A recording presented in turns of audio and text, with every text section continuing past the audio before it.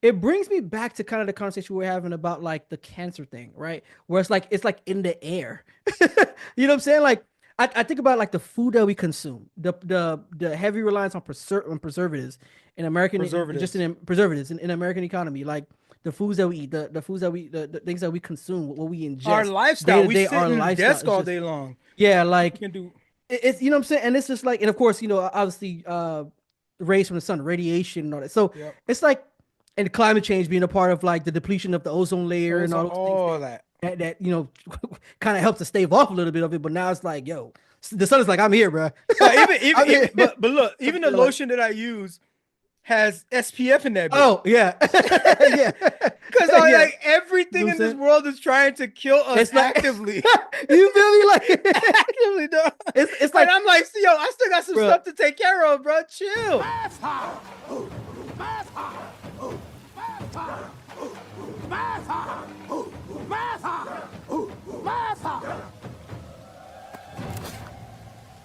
Darwin.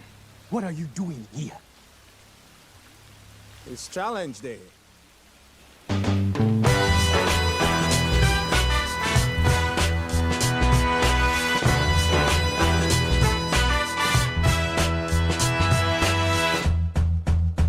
What up? What up? What up, y'all? It's Challenge Day, Season 5, Episode 10. It's the Season finale, y'all. finale. Season Finale. finale. For sure, for sure. We glad that you guys have been on this ride with us. But this train ain't stopping, you feel me? So let's get it going. Bro, how was your Sunday, by the way? How was that for you?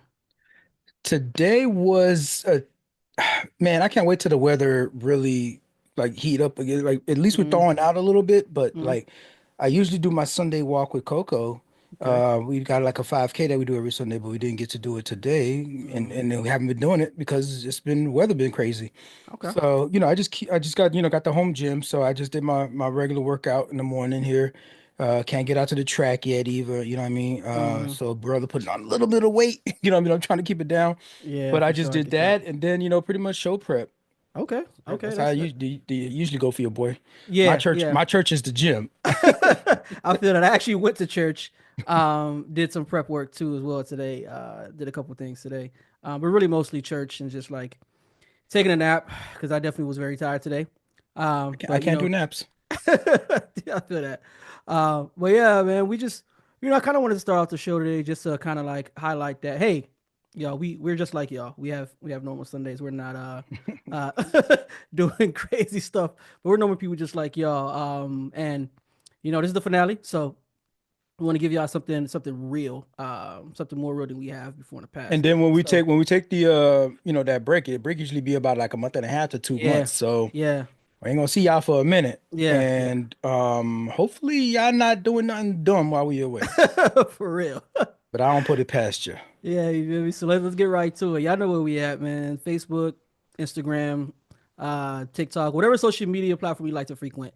Check us out at Another Challenge Day. That's our social media handle. If you don't know, now you know. Which you should have known before. Anyways, I'm Jeff, not Jeffrey. As Darn Darko, that's bro. Go ahead and like and subscribe right Like it's now. right. Yep, Get it yep, out the way. Get your absolutely. homework done. Don't Hmm. procrastinate.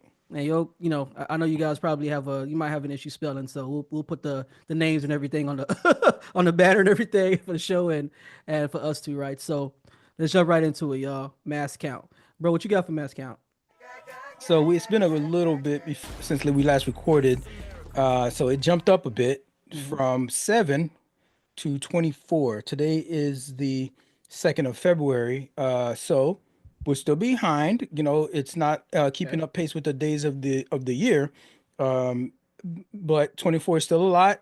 The latest one was in what's this? Clatskane, Oregon, in Congressional District 1. Who comes up with Representative these names? there is, yeah, I know, right? Over in Oregon. I've never been Right. there. Hmm. Um, I heard they don't like niggas up in Oregon, actually. Oh, That's for a real? sidebar. Yeah, Hmm. look it up. That's interesting. But yeah, this is Congressional District 1. Representative is Susan uh Bonamici. She's a Democrat. And what happened here? Let's see if we go with the incident. Okay, it's let's see, one gun involved. This was Mass shooting, 4 killed, subject suspect bar club incident. Ah. Yeah, it was a bar club incident, and you know how that go. Mm. You get the lick up, and these establishments always be like, hey, well, Mm. actually, there's laws in a lot of these states where you can't consume alcohol and be And be carrying. carrying. Yeah. But they be having that joint in the trunk. They do be have. So They do be having them. Mm. I'll catch you outside after this joint because you stepped on my J's or whatever the hell is going on in these places. You Oh my stepped on my god. cowboy boots. What do they wear Yeah. in Oregon? I'm not exactly sure what they Yeah. rocking over there. Probably some hiking boots. But Susan has been in or Suzanne has been in Congress since 2012. Okay. Um, and it might be time to primary her. Don't even call her. Just go ahead and primary her. Mm. I personally am a fan of term limits, and she's been there since 2012. And government, the elected positions should not be career positions. Go get a job.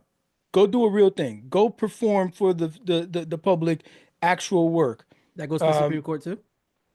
yeah, Supreme Court justice as well. yeah, I feel especially that. them. I Like they feel that. supposed to be gods or something like that. You know what I mean? Like they faculties go. You know what I mean? Look what happened with Ruth Bader Ginsburg. All of That's them true. can get Yeah. it. You know what I mean? If the presidency, out of all of the things, the presidency has 2 terms. Everything under there should have terms. It shouldn't. I don't know if it's exactly going to be 2 terms or 4 years, whatever not. But whatever Mm. it is, they need term limits. Mm. And somebody's been in this since 2012. This is 2025. Okay, you did fine enough. Hopefully that what you did, let somebody else get up in there and you go get a real job. But that's just Okay. my 2 cents. I'll get off that soapbox. Mm-hmm. We'll go ahead and jump right into our throwback. This is our section where we can pretty much get some quick hits. We call it quick hits, but some of these things will draw you in. Absolutely.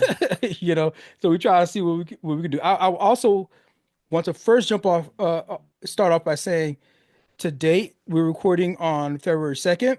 It's actually Groundhog's Day. Yes. And Puxatawny Phil forecast is an extended winter after shadow sighting at historic ceremony. They do this every year. Mm-hmm. They bring out this groundhog, Mm-hmm. and this groundhog is supposed to predict. You know what I mean? They do these Yeah. things like in the Super Bowl. They have Mm-hmm. like a bowl of dog food, 2 bowls of dog food. Yeah. And The dog would which you bowl get? does the dog go to? And Yeah. Yeah. it's a little fun little thing they do. And there's a Mm. predictive value, I guess. You can even bet on that probably. Which bowl would the dog Probably. pick? Not Yeah. even the game. So there's, Mm. we all these. We're not sponsored by any of these gambling establishments. Mm. So we will say today we are sponsored by not gambling, Yeah. right? For real. Especially don't gamble on Groundhog's Day. Yeah. But he emerged from his burrow at Cobbler's Knob, Pennsylvania yesterday and saw his shadow predicting 6 more weeks of winter during the 139-year-old tradition witnessed by thousands, including Josh Shapiro, who is also a candidate for presidency and then a potential VP pick for Kamala when she ran. So the actual statistics for Phil, and they always call him Phil, and I know it ain't the same groundhog. Don't play. Yeah, I know that nigga died a long time ago. Yeah, Absolutely. We know, I yeah. just keep replacing that joint. You know how we get like your kid's got a goldfish, and that goldfish Yeah. died. You replace You that replace it, goldfish. yeah. Yep. Yeah, or the sitcoms where like you get a cat that looks exactly like the other cat. Mm. You know what I mean? We know it's not the same Phil, but Absolutely. this dude's track record is 39% lifetime of all the Phils that they've had. 39% ain't good. Right. So it's like he's Interesting. predicted an extended winter 107 times versus 21 of early spring. And he's been wrong since 1886. Just been wrong 70% of the time. Yeah. Putting that aside, actual news, things that's been going on. Last time we recorded, we were still under the Biden regime. administration. Yeah. Now we are at DEFCON 5. Oh my gosh. All right. Did you see the inauguration? I saw a little bit of it. Yeah, I didn't see the whole thing. I was working. I was just busy working, which some of you guys should be doing. But I was just busy working, so I didn't get to see the whole thing. Okay, well that's I your saw a little boy, bit of man. You voted for him and everything, and it happened. We're here. We're under the new administration. What was the inauguration like from your perspective, and the executive orders and everything that's been going on since then? It's only been a couple weeks. I mean, as far as the inauguration goes, I mean, we know it was super cold outside, so they had it indoors. Those boys were mad Yeah, because some yeah, people flew across the country to come to this yeah, joint. that's true. I mean, and And there were still some people that were outside. Honestly, I think there were still like even some people obviously still protesting things like that. But there were people still outside. Honestly, I was like, I mean, I didn't really see an issue about having it indoors, but obviously, you should give people fair there's warning, less right? Like, people there's less that people. can go Yeah, that's because it true. was at Capital One Arena. Yeah, yeah. And I think Capital One is probably just like maybe 20,000, something like that. But yeah, but yeah, I would imagine yeah. I would imagine people were definitely upset. But as far as I mean it's these kinds of things are just very cheesy to me. I understand it's tradition and all that stuff. It's just so it's also that too why I wasn't really that interested. I was like, it is what it is. I know what it's gonna be. And but it is interesting seeing some of the cringiness of like when Trump would say something, you'll see the Democrats kind of just be looking and sitting down, making faces. And like it was the same thing when Biden got when he was in office when he during his inauguration. Same thing Republicans do. It's like a lot of petty stuff that you notice when the camera will pan out and see everything. So those things kind of made me chuckle, made me laugh because what it zooming out, what it reminded me of is that something that you said before, where like people make life decisions based on how these politicians move, not realizing these politicians they just in the background keying it up and kicking. They had a job, man. They had their job. You know what I'm saying? And it kind of it's a reminder that, man, at the end of the day, bro, it's at least for me, it's all about power. It's all about power at the end of the day, bro. Like it's that's just the nature of it. So that's kind of we're gonna get into the executive orders a little bit, but that's a couple weird things that that stood out. I mean, there's a bunch of stuff that happened, but a couple of things. The actual inauguration was the Melania wore this wild freaking. She did what crazy. What's it? Cowboy Bebop hat or whatever. Yeah. You know what I mean? That was just like a wild, big, wide brim, and like you notice she never kissed Trump. They never kissed. Yeah. You know what I mean? I don't know what's up with this marriage. I mean, like, I don't know if this is the traditional marriage party and all that stuff. Like, we know what it is. It seemed arranged to me. We know what it is. But that boy Trump went in for a kiss, and that hat was just like cock blocking. That boy had to try to get around that mug. Try to get around the hat. Yeah. And it ended up being like an air kiss, or whatever, right? Because like she was like, that hat was designed specifically to keep that fool away from her. Yeah. 100%. Another weird thing is that when he swore into on the thing, when he gave his oath of office, he didn't actually put his, because they have Melania has to hold the Bible. Yeah, he right? put the hand on the Bible. He didn't actually put the hand on the Bible. His hand was on the side, and he was doing he put his other hand up, but he never put his hand on the actual Bible. So I don't know if that means like maybe the Bible would have burned, or maybe his hand would have burned. I don't know. Something would. I think his hand would have burned. Like he would have avoided something. You know what I'm saying? But that didn't happen. So that I don't know. If, that's usually custom, but. I mean, I wouldn't believe him anyways, even if he put his hand on it. Like he was going to do exactly. That's what I'm saying. Going to be like an upstanding Christian gentleman or something like that. That's what I'm saying. That's what I'm like. Personally, if it was me, I wouldn't be using the Bible anyways. If I was, this is me because I'm not Christian. You know what I mean? But so maybe he's trying to say the same thing, that he's not really. Maybe he's probably just being an opportunist, whatever. But who knows? The other interesting thing is Michelle Obama wasn't there. She wasn't about that life. She wasn't there. She did not I think what they say here that sources to her said that she did not want to show up because she didn't want to show fealty to a man she did not believe was fit for office. Trump's second inauguration address became the longest in modern history. That's another one.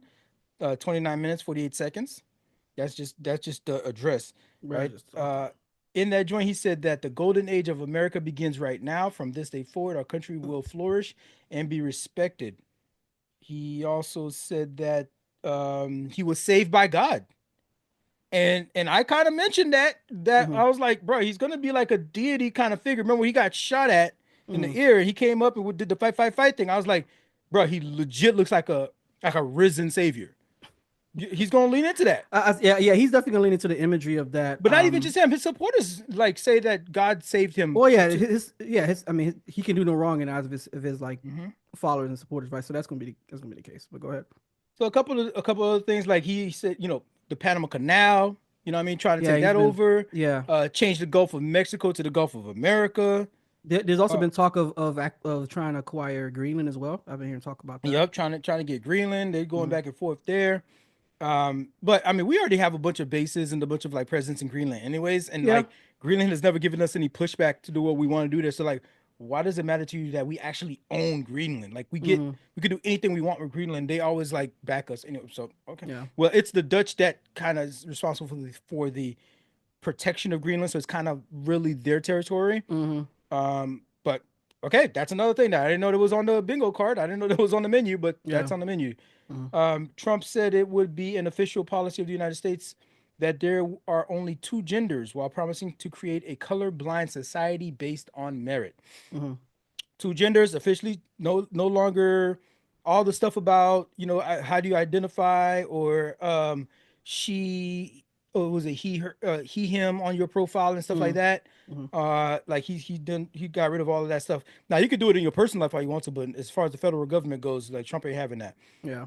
And trying to create a colorblind society, so that's all of the DEI stuff, like getting rid of everything to do with Yeah. DEI. Mm-hmm.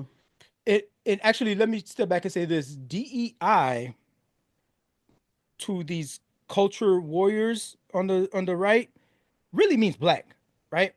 Yeah. But in reality, Mm-hmm. DEI benefits white women the most.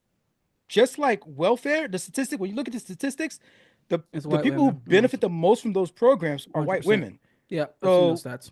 so sorry, women. Y'all the ones gonna take the biggest hit and start trying to create a colorblind society. Mm-hmm. Um, it Based ain't on just marriage, crazy. it ain't just, it actually ain't gonna be the end result that you think it's gonna be. But okay, Yeah. hey, do your thing.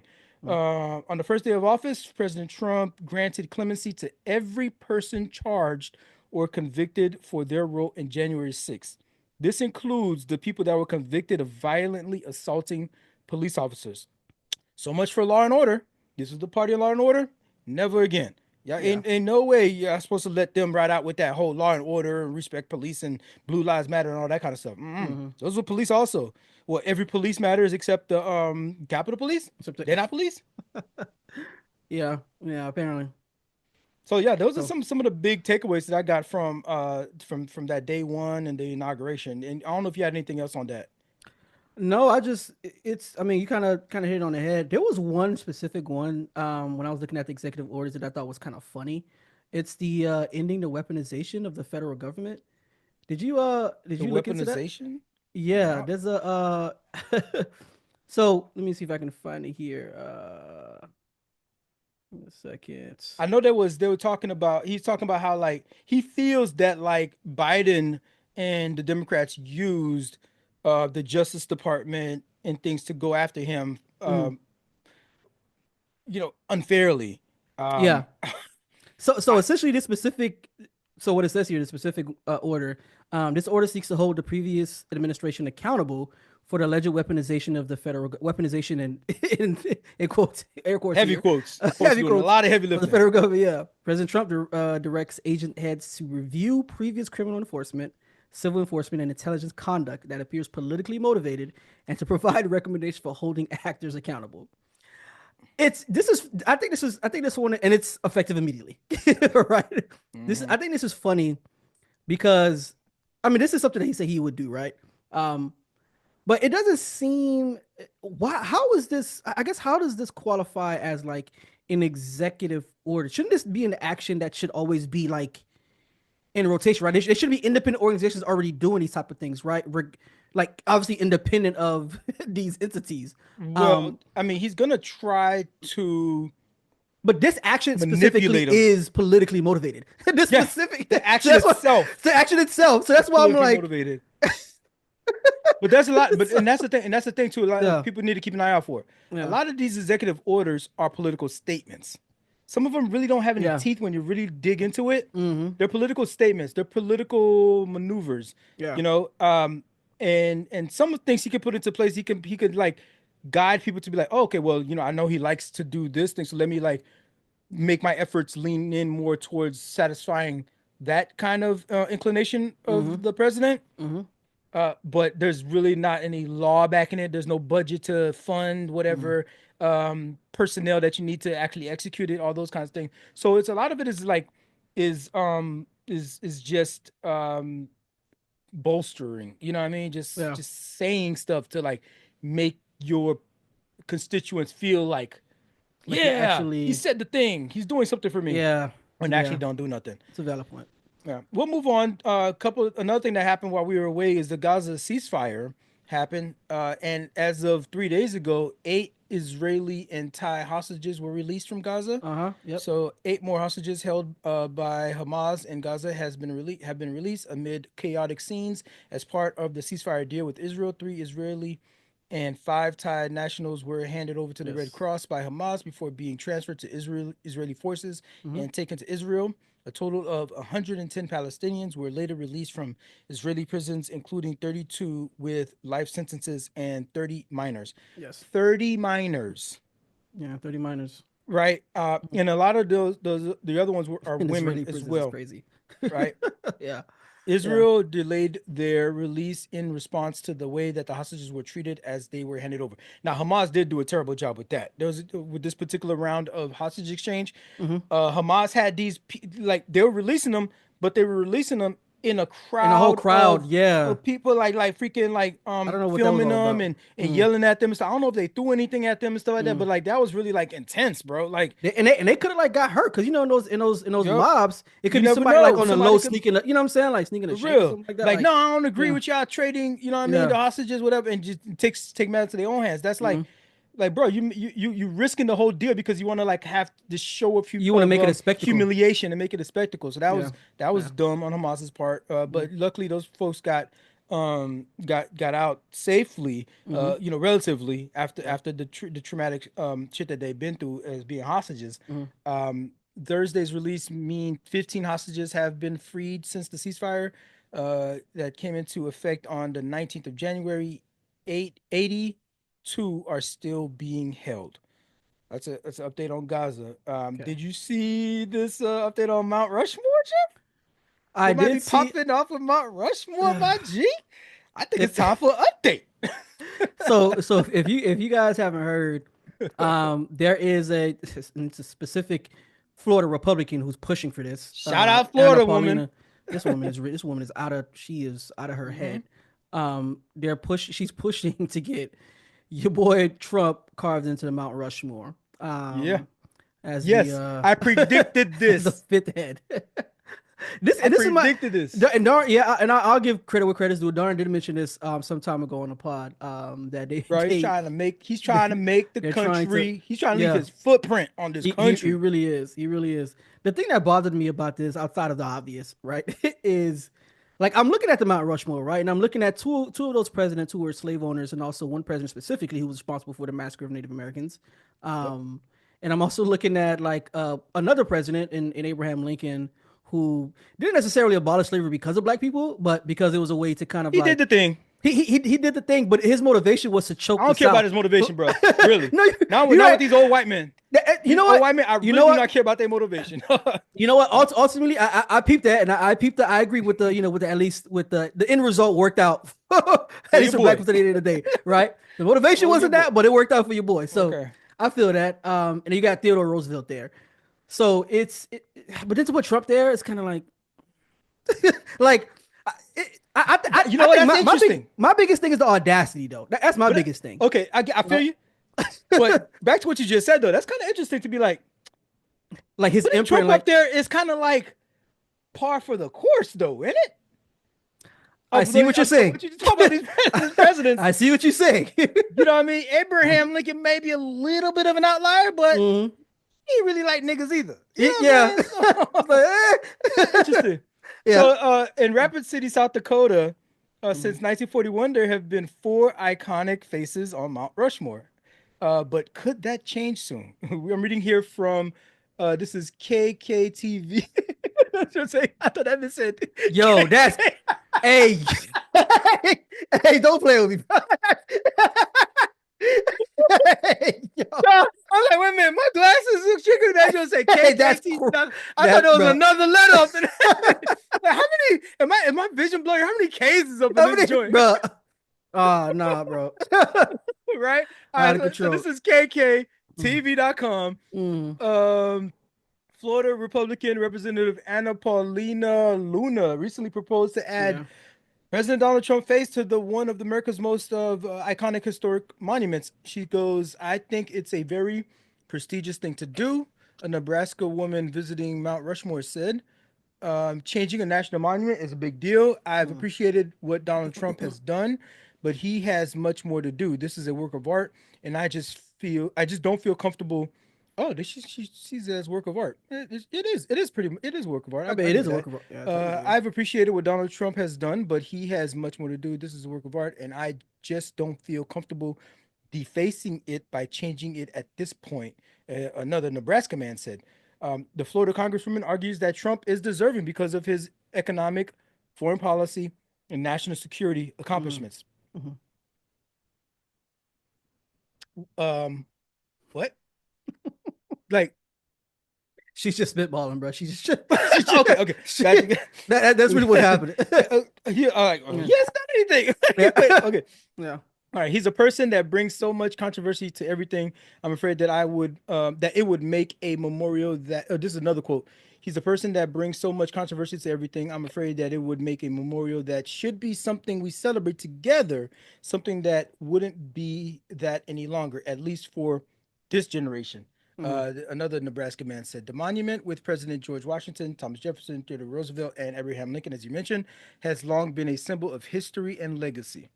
This random person, I'm Egyptian, so it'll be like if you add another pyramid on top of the pyramid that's been built. Why would you? A visitor It from actually made sense when he said that. what I he was said, like, right? I see a point. It's like it kind of Yeah. covers up the history. Yeah. Yeah. I mean, there's space though. There's Mhm. space. That There's space space. right there. There's space. Yeah. Yeah. They could do it, but like, Mhm. hey man, this is America, bro. Y'all do what y'all do, man, nigga. Yeah. I just work. I just Yeah. live here. I just yeah. For I real. just kind of live here. Yeah. Moving right along, we have Asian American students effed around and found out. Hmm. And what exactly did they find out? This is, you may recall, a result of Affirmative action the being repealed. yeah Hmm. affirmative action being ending when the court ruling last year. Yeah. Um, did you catch anything interesting about this case here? Yeah. I mean, it's well, just to kind of jump ahead a little bit, but come back. Um, One thing to note, so everyone can be aware, that it's still not enough data to really determine the effect of the repealing of affirmative action because this is the first class, right? This class of That 2020 is the part. first class to start with this repeal. So it'll probably take maybe a couple more years to really see, For like these so numbers to actual, shake out. yeah, it's for the numbers to shake out to see the actual relational data there. Um, but yeah, I mean, but even as of now, though, we're seeing a little bit of a drop in some of these universities, particularly these top universities that they were talking about. Um, NBC and News here in this writing, in the first college admissions process since the Supreme Court struck down affirmative action last year, yep. Asian American enrollment at the most prestigious U.S. schools paints a mixed, uneven picture. Like you're Mhm. mentioning there, we don't have full data yet, but it's looking kind of funny. It- It's Some it's really Ivy it's really only Harvard that kind of stayed consistent, but the other ones there's been a little bit of a Yeah, and to drop your off. But point, go some ahead. Ivy League schools, including Columbia and Brown University, showed an Mhm. increase in Asian Americans for the class of 2028, while Yeah. others like Yale and Princeton Mhm. showed a decrease. Harvard, the most selective of the group, didn't see a change at all, according to Yeah. enrollment numbers released on Wednesday by the school. Experts said that it may take years to see the definitive impact of the decision, which restricted the consideration of race in college admissions, but it didn't have the effect that many who opposed the policy had expected, Hmm. they said. And Hmm. the big takeaway is that folks who supported the lawsuit were saying this would be such a big win for Asian Americans that race based admissions was some type of barrier to their upward mobility. Mobility. Uh, Yep. this was a faculty affiliate at the University of Illinois that mentioned this. What we're seeing is that that's not really bearing out. Yeah. Hmm. So, Columbia University, for example, which unlike the other Ivies groups, Pacific Islanders with Asian Americans saw an increase of 9%. Yes. Brown saw an increase of 4%. Hmm. Yale saw a drop of six Six points. points is yeah. Yeah, and at That's a Princeton, a difference there. decrease of 2.2%. Hmm. And Asian Americans remained 37% at Harvard's freshman class. Meanwhile, black student enrollment dipped, We all know who's going to take the short end of the stick. dipped You already know where we were going at some with schools, this. including Brown and Harvard, in Yep. addition to several other MIT as high-profile well. schools like MIT, Amherst College, and Washington University in St. Louis. Latino students' enrollment also dropped at Brown, but increased at Harvard. We already know what it was going to go to. So we already see some hits being happening because of that. Yep. And we'll follow up, in the coming months and years to see, what it's looking like. We're gonna have different strategies. We're gonna have to have, man. You know 100%. what? I'm gonna just straight up tell you like this. Look, bump all these Ivy Leagues anyways. We need to big up these HBCUs, and they don't want y'all niggas, so fuck it. You know what I mean? They don't want y'all niggas anyway. So go over to freaking Howard and the other, Morehouse and all these guys that Jackson State, everything like that, and get those numbers up, get them up in their academics and get them up in their sports. I'll be preaching about these high school recruits, you know what I mean? Just go ahead to these HBCUs and get them freaking and dog these fools out in the NCAA anyways. Absolutely. It's what's supposed to happen. Yeah, because we know what it would be if they went, if they We know actually what time went it would to be. HBCUs. They had the facilities and we had the freaking training the resources and and all the that, proper and the resources. TV deals. Yeah, We know what time it would be. We know what time it would be. for sure. Last in the news before we get to sports is there was tragically a couple of plane crashes that happened Wow, recently. it's a wild week. And it's wild that we're talking about these plane crashes because last time we was on, we were talking about how safe they were. air travel is. How safe they are. Yo, it's like this is wild. So this DC plane crash, I'm reading from ABC News here. They finally identified some of the folks that died in this plane crash. This just happened, and I just flew back the day before. I just flew back in town the day before, and to hear about this, it was kind of wild. And mind you, it's the plane the what happened was the helicopter crashed into a plane, midair collision. Midair. That in and of like so for to have a plane crash is rare. To have a freaking two aircraft collide in midair, yeah, bro. We're talking about not only we're talking about altitude, we're talking about altitude and everything, and like the trajectory, like that's crazy for that to happen. So that's like very rare of an event. It's rare, yeah. ABC News reports here that 67 people are dead after a regional jet collided with an Army Black Hawk helicopter Wednesday night. This was last Wednesday over in DC. Officials said that the nation's first major commercial aircraft crash since 2009. And let me highlight the fact that they say this is a commercial airline, a domestic commercial airline crash, because there's been other crashes, right? But this is the first major commercial airline crash since 2009. The aircraft went down in the frigid Potomac River, breaking into multiple pieces. The flight, which had departed from Wichita, Kansas, which is, we're going to put a pin in that because it's kind of important for the story, was approaching Ronald Reagan Airport at the time of the collision. Officials said there were no survivors in the crash. There were 64 passengers aboard the plane and 3 Army soldiers in the helicopter. In the Black Hawk, according to officials. Among those lost in the crash were 14 people who were returning home from a national figure skating development camp in Wichita. Yes. And that's what a lot of the headlines have been about. The skating community is a tight-knit community. This is like, just like you have dance moms, for example, will be a tight-knit community. Just like you have like the travel little league teams. That's a small community. You know what I mean? There's like everybody knows each other. You know what I mean? And you talking about coming from a place like Wichita.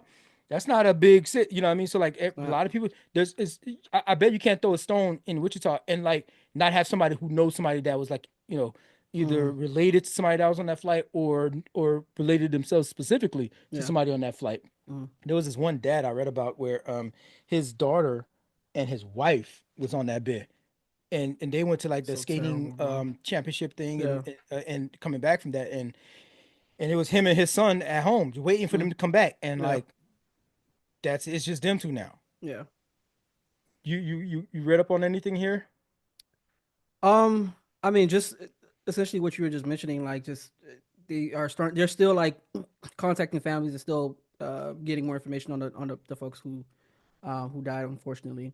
Um, uh, Something that I thought was important to mention is when it comes to these type of incidences with plane crashes, one of the vital things to be able to recover is what's called a black box, right? And a black box is typically like what every plane should have that. It's a highly visible orange box. The purpose of the black box is that it records two different things specifically. It has a voice recorder and it has flight data recorder. So obviously the voice recorder is to record all the voices, the pilots, the communication between them and the towers.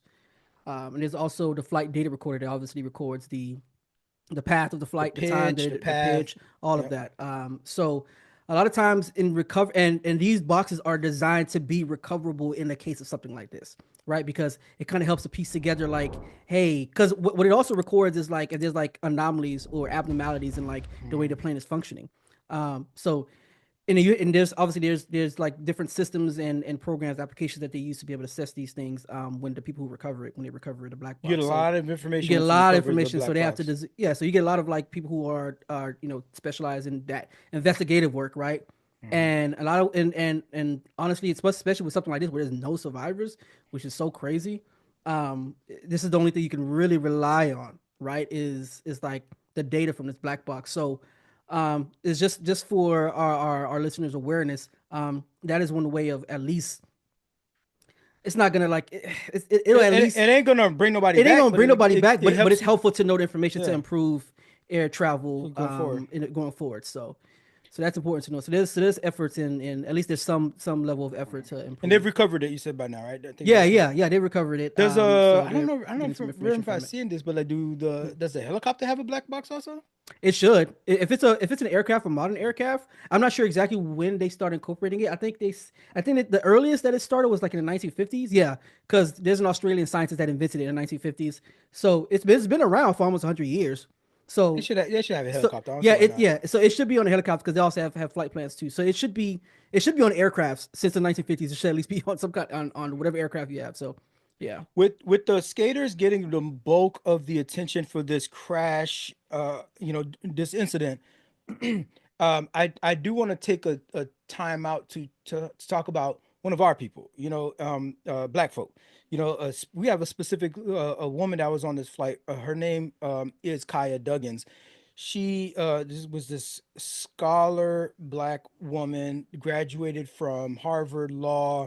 When I was a little girl, I really, really wanted to be a princess. I loved princesses' grand adventures and their ability to garner respect and admiration just from being themselves. So one day, when I was on a play date with a lighter-skinned friend, I naturally decided to pretend to be a princess. But my lighter-skinned friend stopped me in my tracks. "You can't be a princess," she said, "because black princesses do not exist." This woman was a civil rights attorney. She pursued her bachelor's originally at Wichita State. So her tie Mm, to Wichita there. mm, From 2013 to 2017, she earned several accolades, including the school's Clay Barton Scholarship. She interned at the White House. She taught English in Taiwan. She was homecoming queen in high school. She was homecoming queen candidate in high school, and she was she ran in oh, she lit. Kansas contest. She was a Miss Kansas contestant twice. Mm, Um, all around, just like smart, beautiful. mm, And she was an attorney for this nonprofit civil rights corps. mm, She had all the accolades. She was about to be Supreme Court justice at some point. Like she had like she was all on the that resume. trajectory. She was Mm, a professor. She was gonna be a. Did I see this correctly? I think she was coming in to be I might be wrong. I think she was coming in to be a professor. Yep. In the fall, Duggins was planning to begin teaching as a professor at Howard University School of Law mm. at 30 years old. Oh yeah, yeah, Bro, I need to step my game up. yeah. I need to step my game up. She did so much in her 30 years already.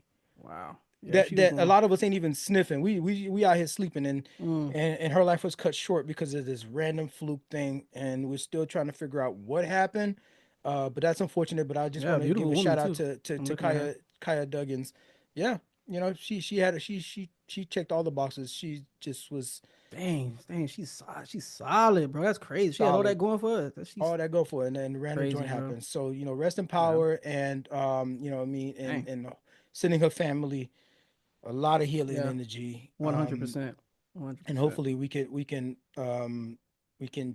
know Shed some that, light on it a little bit. yeah, shed some light on it, and have Mm. folks you know, give her her flowers for what she did in her short 30 years.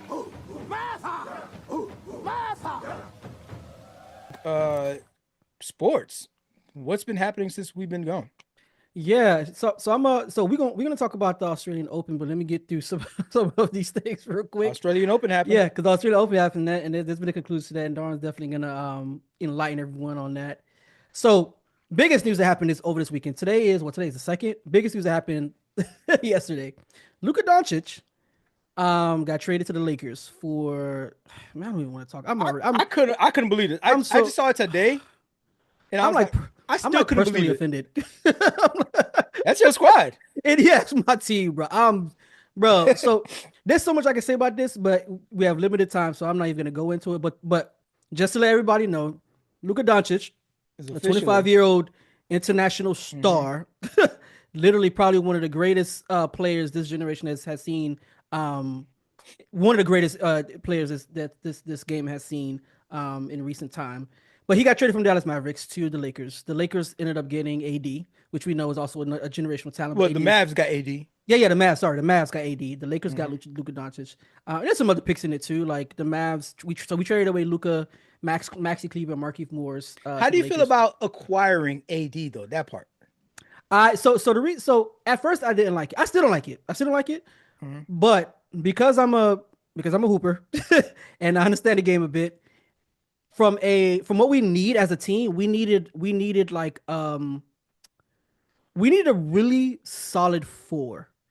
And this allows Anthony Davis, because what was happening with the Lakers didn't have like a five. And Anthony Davis hates playing center. His natural position is the four. So, and we as a team, we needed like a really, really solid four. And obviously we got AD, which is probably a top five player when it comes to power forward. When he's healthy. And when he's healthy, right? When he can actually be on the court. The past couple of years, he's been a little bit more healthier, so it works. So the Lakers, anyways, just to answer your question. So it actually kind of works out for us in a way. We still got Kyrie, so we still got what we need as far as our five goes. And AD adding to that, I think can actually be. It actually can. I think it can work. I think it can work. I think it shakes up a lot of things, but I think it can work. I think Kyrie and Luka kind of almost played the same position a little bit. They're both ball dominant. I mean, they're both ball dominant. I mean, Kyrie is more of a bucket getter. I mean, Luka's also that too, but Kyrie leans more heavily in getting buckets. Luka's your everything player, but Luka's very ball dominant. He doesn't play defense. So and we wanted a guy who's going to defend, and AD is one of the best defenders, especially as a big, Especially around the rim. yeah, especially around the rim. He can guard 1-5. So everybody knows that. So we as a team we got better defensively significantly with AD with us now, right? So that kind of works out. We also got a 2029 first round pick from Lakers, so we'll see how that goes. But it also tells you that the Lakers are prepping for post LeBron, right? We're getting Luka Doncic, who's That's 25. what I definitely thought. I felt Yeah, that. I felt that's really the main motivation. It's like, hey, we got to prep for LeBron. LeBron's gonna retire probably at the end of this season or the next season. So we got Luka, who's 25.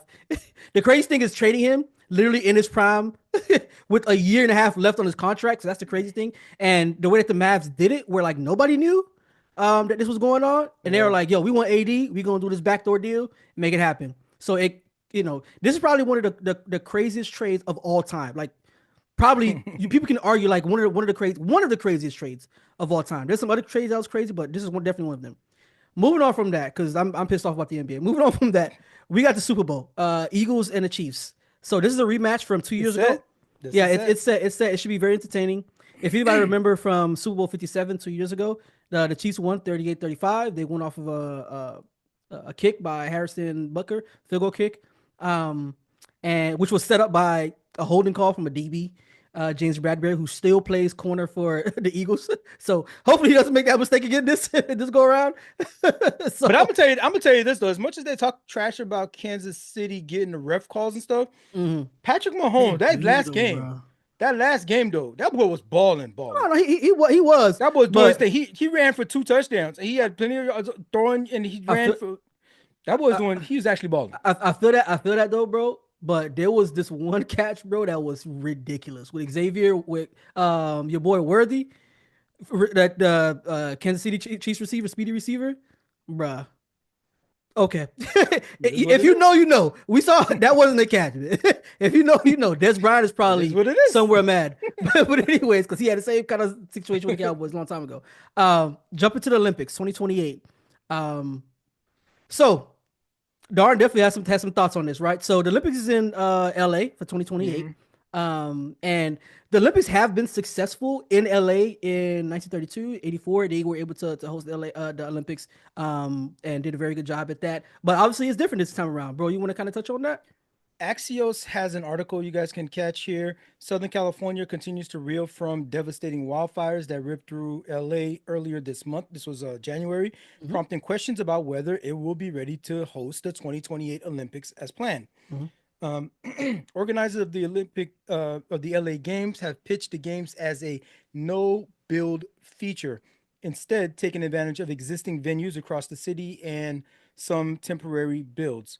While none of the recent wildfires damaged the existing venues, some were in the area where the flames drew near. So if it's a no build, because like what ends up happening is like you go to a city, if it's the World Cup, if it's the Olympics, they build these new stadiums, brand new stadiums. You know, that's true.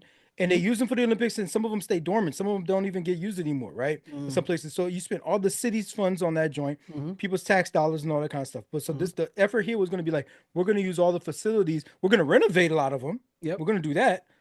But it's a no build effort. So the Palisades fire, the largest blaze which was the largest blaze of all of them, ripped through much of the Pacific Palisades area between Malibu and Santa Monica, where the 2028 games are slated to host golfing. The Riviera Country Club, where golf events will be held, was evacuated due to the fire. UCLA campus is set to become the Olympic Village. Was just outside the Palisades fire, evacuating. That's going to be interesting. And warning zones. The Rose Bowl in Pasadena is where the Eaton fire was. Yeah. And within the fire's evacuation zone, is set to receive up to $85 million in renovations ahead of hosting the soccer events of the 2028 Olympic Games. The fires also damaged LA County's sewer, power, and transportation systems throughout the city, as well as public infrastructure like streetlights, all of which will need to be repaired before millions of visitors descend on the city. Absolutely. Because it's going to be millions. It's going to be a lot. And they was already trying to make it a no-car Olympics. Oh, so they was going to try to like that whole area was supposed to be like just completely close it off. Public transportation, like subway, buses, and stuff like that. If you really want to go in there, just completely close it off. So that's what they did in Paris too. When I was there, they closed off everything. It's especially because they have the marathon, they running through the city and all that stuff too. So it kind of cycling events, the cycling, cycling events. So I think actually, but Paris, being a different country, they were able to. I think they did that. And they didn't have a big ass fire. Exactly, they didn't have a big fire today. Yeah, but yeah, so. I mean, how do you think they're gonna be able to handle that though? Like what are your initial thoughts on that? Like, how do you think they're gonna be able to handle that as a city? I think they're supposed to also. I think we're supposed to also get. I don't see it written here. I thought I might have read it somewhere else, but I think some stuff may be held in Mexico, and there may be a couple of things held in Canada. Maybe they may have to lean into some of these other resources and expand the area that they were going to use for a footprint for the Olympics.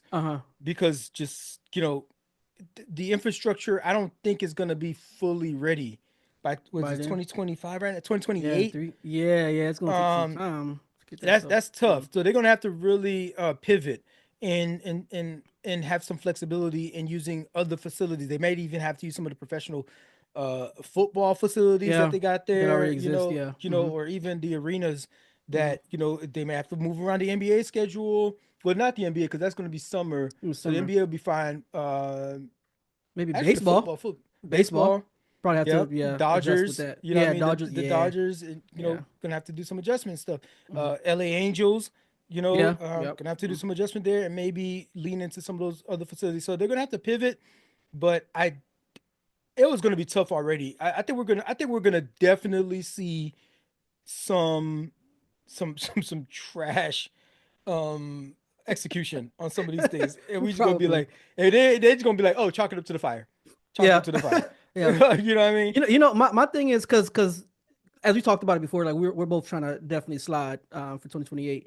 Trying to get out My there. thing is, my thing is like is just There's a like lot of less Airbnbs available. that's what I'm saying, and that's what I was getting at. Like like you gonna have to like really book that joint like super early or pay like top dollar, you know, to get like a reasonable spot. Like how you think that's gonna affect like the But you know what's tourists gonna coming in? happen is like there's gonna be a lot of people that can't. We're gonna talk about this a little bit later, but like Yeah. a lot of people ain't gonna be able to rebuild because of the insurance issues, Yeah. right? So they're just gonna sell their land, whatever land they was on. Some people had this land for 50 years, for generations, and the people that are gonna buy it up are gonna be these people that are cash heavy, right? Yeah. These corporations or these rich people, whatever they Banks for they sure. could buy out a Banks whole gonna block buy. if they want to now, right? Yeah. For the low, and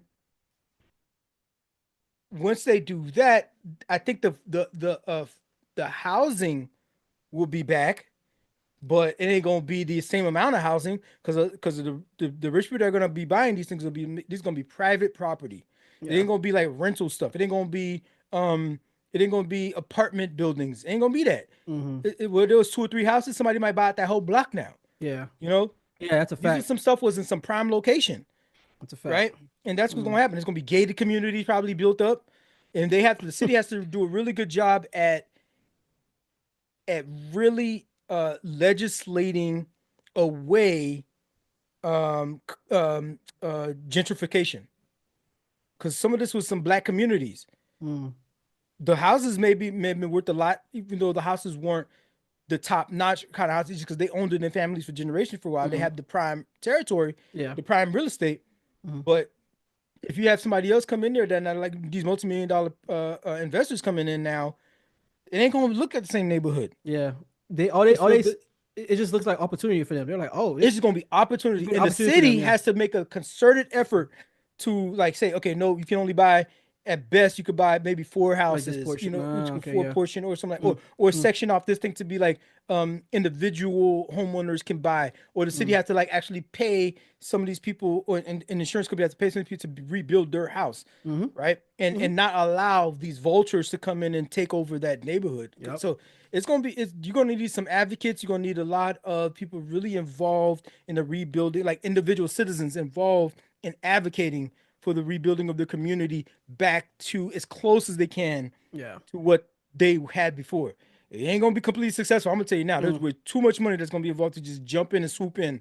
You know what I mean? For what like people, some people like, you fuck it, I'll take the money because like I can't rebuild. Yeah, my house, this house has been my family for generations. They bought it for $30K. It's not worth $1.5 million. You know, I'm not gonna be able to rebuild. My insurance can't cover it. Fuck it, I'll take the $1.5 million and I'm out. Yeah. And move somewhere else. That's you know? facts. So It's that's gonna unfortunate, happen. but that is the reality of it. That's the reality of what's going to happen there. So keep an eye out. We got a couple years until then. But other than that, with the in Aussie sports, we had the Australian Open that wrapped up. On the men's side, we had Sinner, Yannick Sinner won. After this is crazy the way this joint happened. Djokovic beat Alcaraz, right? Okay, I see it. Yep. And remember, this last year, Djokovic had a bunch of injuries. We talked about last year, like he had a bunch of injuries and he's still winning stuff, right? So he beat Alcaraz, moves on to in a match with what's How his do you name? pronounce that? Zverev, right? Zverev, This is a German. Zverev, right? Zverev, He's a yeah. German player, right? He goes and he's playing Zverev, and he has to like drop out the match. Djokovic has to drop out because of his injury. He was injured, and he beat Alcaraz, but he still beat him. I think he beat him in straight sets, if I'm not mistaken, right? And so he plays the German, and has to drop out. He's like, I can't do it, right? He can't do it anymore. He can't continue anymore. He drops out. So Zverev automatically goes to the finals, and in the finals is Yannick Sinner. Yannick Yeah. Sinner has been like dominating for several years now. This Yep. little skinny twig motherfucker too. Just like this guy's like this big, right? Just like working everybody, right? Yeah. Yeah. But Yeah. he tested positive for some PEDs before, and That's interesting. his excuse was that so his excuse is that his physio person, right, was giving him massages, and they had the Stop clear it. on their hand. Stop it. You know what I mean? Those thing on his hand. Yeah, I mean, just stop the And when he cap, giving the bro. massages, some of it transmitted to him, It's just, yeah. right? And so Oh the my the God, ATP was bro. like, okay, nothing to see here, okay, right? And so Oh, they let him man. continue. So he been had allegations of cheating, before. And mind you, this dude is a twig. Like it's Yeah. like really though, like for the stuff that he's able to do and for the stamina that he has, it's like, bro, how? So anyway, so they found that in his system, and they allowed him to continue. They're like, okay, they believe that excuse, whatever, right? He now comes and wins this tournament also. He wins the Australian Open, and now they're gonna ban him for a couple of years. Months later, they're not gonna ban him, and so now he probably ain't gonna be able to punch. If the ban goes through, he's gonna be out for like a year or two. Yeah. Bro, why did you let him keep competing? Why you ban him now? Yeah. I think he did he did several tournaments before, and then he just won the Australian Open, and now you're gonna ban him. So that's kind of wild. But he won, and on the women's side, Madison Keys, American, she beat Sabalenka. We posted about Sabalenka a couple of years back. We did. When she was beating up that trash can, but when she be losing, she be mad. Yeah, she be big she be mad, man. Yeah. She be big man. She's the world number one. She's been number one for a while. Mommy reminds me of what's it called? Drago from she's Belarusian. You know what I mean? And like, but she's actually a pretty sweet person, to be honest. Right? When you see her, she's got a great personality. But like when you watch her and her mannerisms like that, she looks like a freaking like T2000 whatever T1000 whatever, right? She's very much like Russian. I mean, she's Belarusian, but she's like that archetype. And she played Madison Keys. This is American. She's 29 years old. You know what I mean? She's never won a major before. She's ranked number 19. Sabalenka is ranked number 1 to make to the finals, and Madison won. Yeah, that joint was big. That was huge for her to be, at the big age of 29 in tennis and to win her first major. So shout out to Madison Keys. America took one, and unfortunately, Madison is not going to be able to compete in the next upcoming tournament. I forgot where this one is at, but it's where is it? I think is it in Texas? I don't remember exactly where it's at, but here's the thing. It's just silly rule. Kind of silly rule. They want to keep up competitiveness in their tournament, so they only allow one top 10 player in the tournament. So they already have before, and so Madison was ranked 19, but because she just won the Australian Open, she's probably going to be ranked like 7. Yeah. After the tournament, and so they already had is it Pagula? I don't remember exactly who they had already signed up, but they already had a top 10 woman signed up. So Madison can't play the tournament. It's freaking crazy. She's on the run. Let her go. Let her compete. You know what I mean? But she's not gonna won, bro. Like what is? But she already had a top. But when she signed up originally, she wasn't ranked top 10. Wasn't ranked, yeah. So that's what it was cool. But now she is, and you can't have more than 2. So more than 1. So she's out. Of that joint, but that's random rules. They want to keep up competitiveness. They want to like not just have the top people, which is kind of like low key what was happening with freaking Sabalenka. You know what I mean? Any tournament she's in, she's winning everything. Or Yannick Sinner or Djokovic, any tournament they're in, they win everything. So like, what's the point? You can't really see anybody else really freaking shine because they're taking everybody out of the tournament. Yep. So that's your Australian Open. That was the first one for the year, the first major for the year. We got a couple other ones coming up, and can't wait to see what Madison has to do and how she's going to perform for the rest of the season. So shout out to them. So that's it. That's your sports update. On the other side, we'll move on to our main topics, our deep dives. But again, we're a news reaction kind of show. So if you're looking for your breaking news and all that stuff, looking for that elsewhere. But we'll see you on the other side. Like and subscribe at another challenge day. Yep. What up, fam? It's Darwin. the guy that was just talking. First off, thanks for watching and supporting the show. But I gotta give y'all some homework. Your challenge, if you choose to accept it, is to interact with the show. That means 1, hitting that like button, because I know you like our stuff. 2, make sure you subscribe so we can swim our way up your timeline whenever we drop new content. The third thing, please share the channel with your friends. Maybe they'll learn a thing about a thing or two. Oh, last thing, we're over here talking about what y'all talking about. So go ahead and carry that conversation on into the comments. We be up in there too. Let's get into some talk about alcoholism.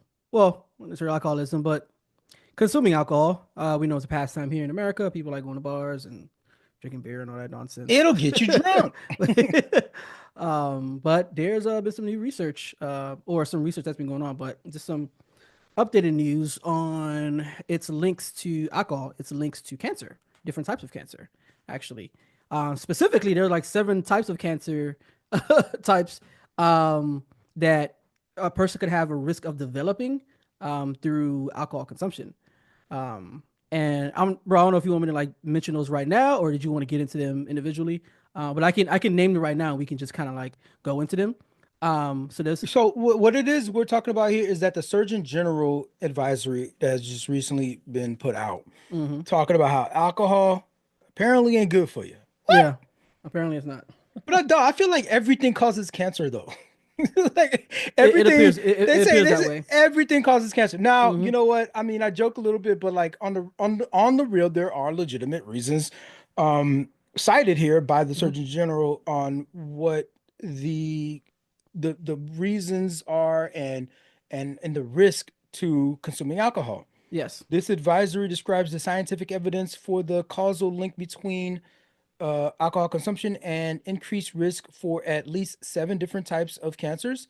These would include breast cancer, colorectal cancer, esophageal, voice box, liver, mouth, and throat. The advisory also helps to better inform the public of this relationship and offers key recommendations to reduce alcohol-related cancers. Alcohol has been well established actually as a preventable cause of cancer. It's one of the leading preventable causes. Yeah, and keyword preventable. Preventable, yeah. It is responsible for 100,000 cases of cancer and 20,000 cancer deaths annually in the United States. The risk of developing these cancers increase with higher levels of alcohol consumption for certain cancers, such as like breast cancer and mouth and throat cancers. The evidence indicates that this risk may start to increase with even 1 or fewer drinks per day. I tend to drink, a little bit myself.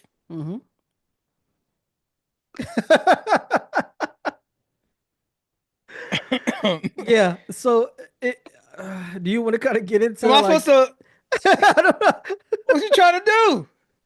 I'm just saying, just trying to let you know, bit, that it's preventable. Bit. How much do you drink if you had to like calculate it per week? For me, it's actually pretty rare per week. Maybe like less than 1 drink a week. Absolutely, I will go weeks without having like a glass of wine. It's maybe once every 2 weeks or something like that. Like literally 1 cup of wine, like every 2 weeks or something like that. Yeah. Why they gotta hit me like that? I'm just saying. There used to be studies where like, oh, apparently a glass of wine is good for you. Like 1 glass of wine a day is good for your heart, kind of thing. And I kind of know, these quote unquote vices. Whenever they give you one of these things, they're like, oh, it's good for you to eat 2 cheeseburgers a day. Like you gotta really look at that bit as like with some skepticism. Yeah.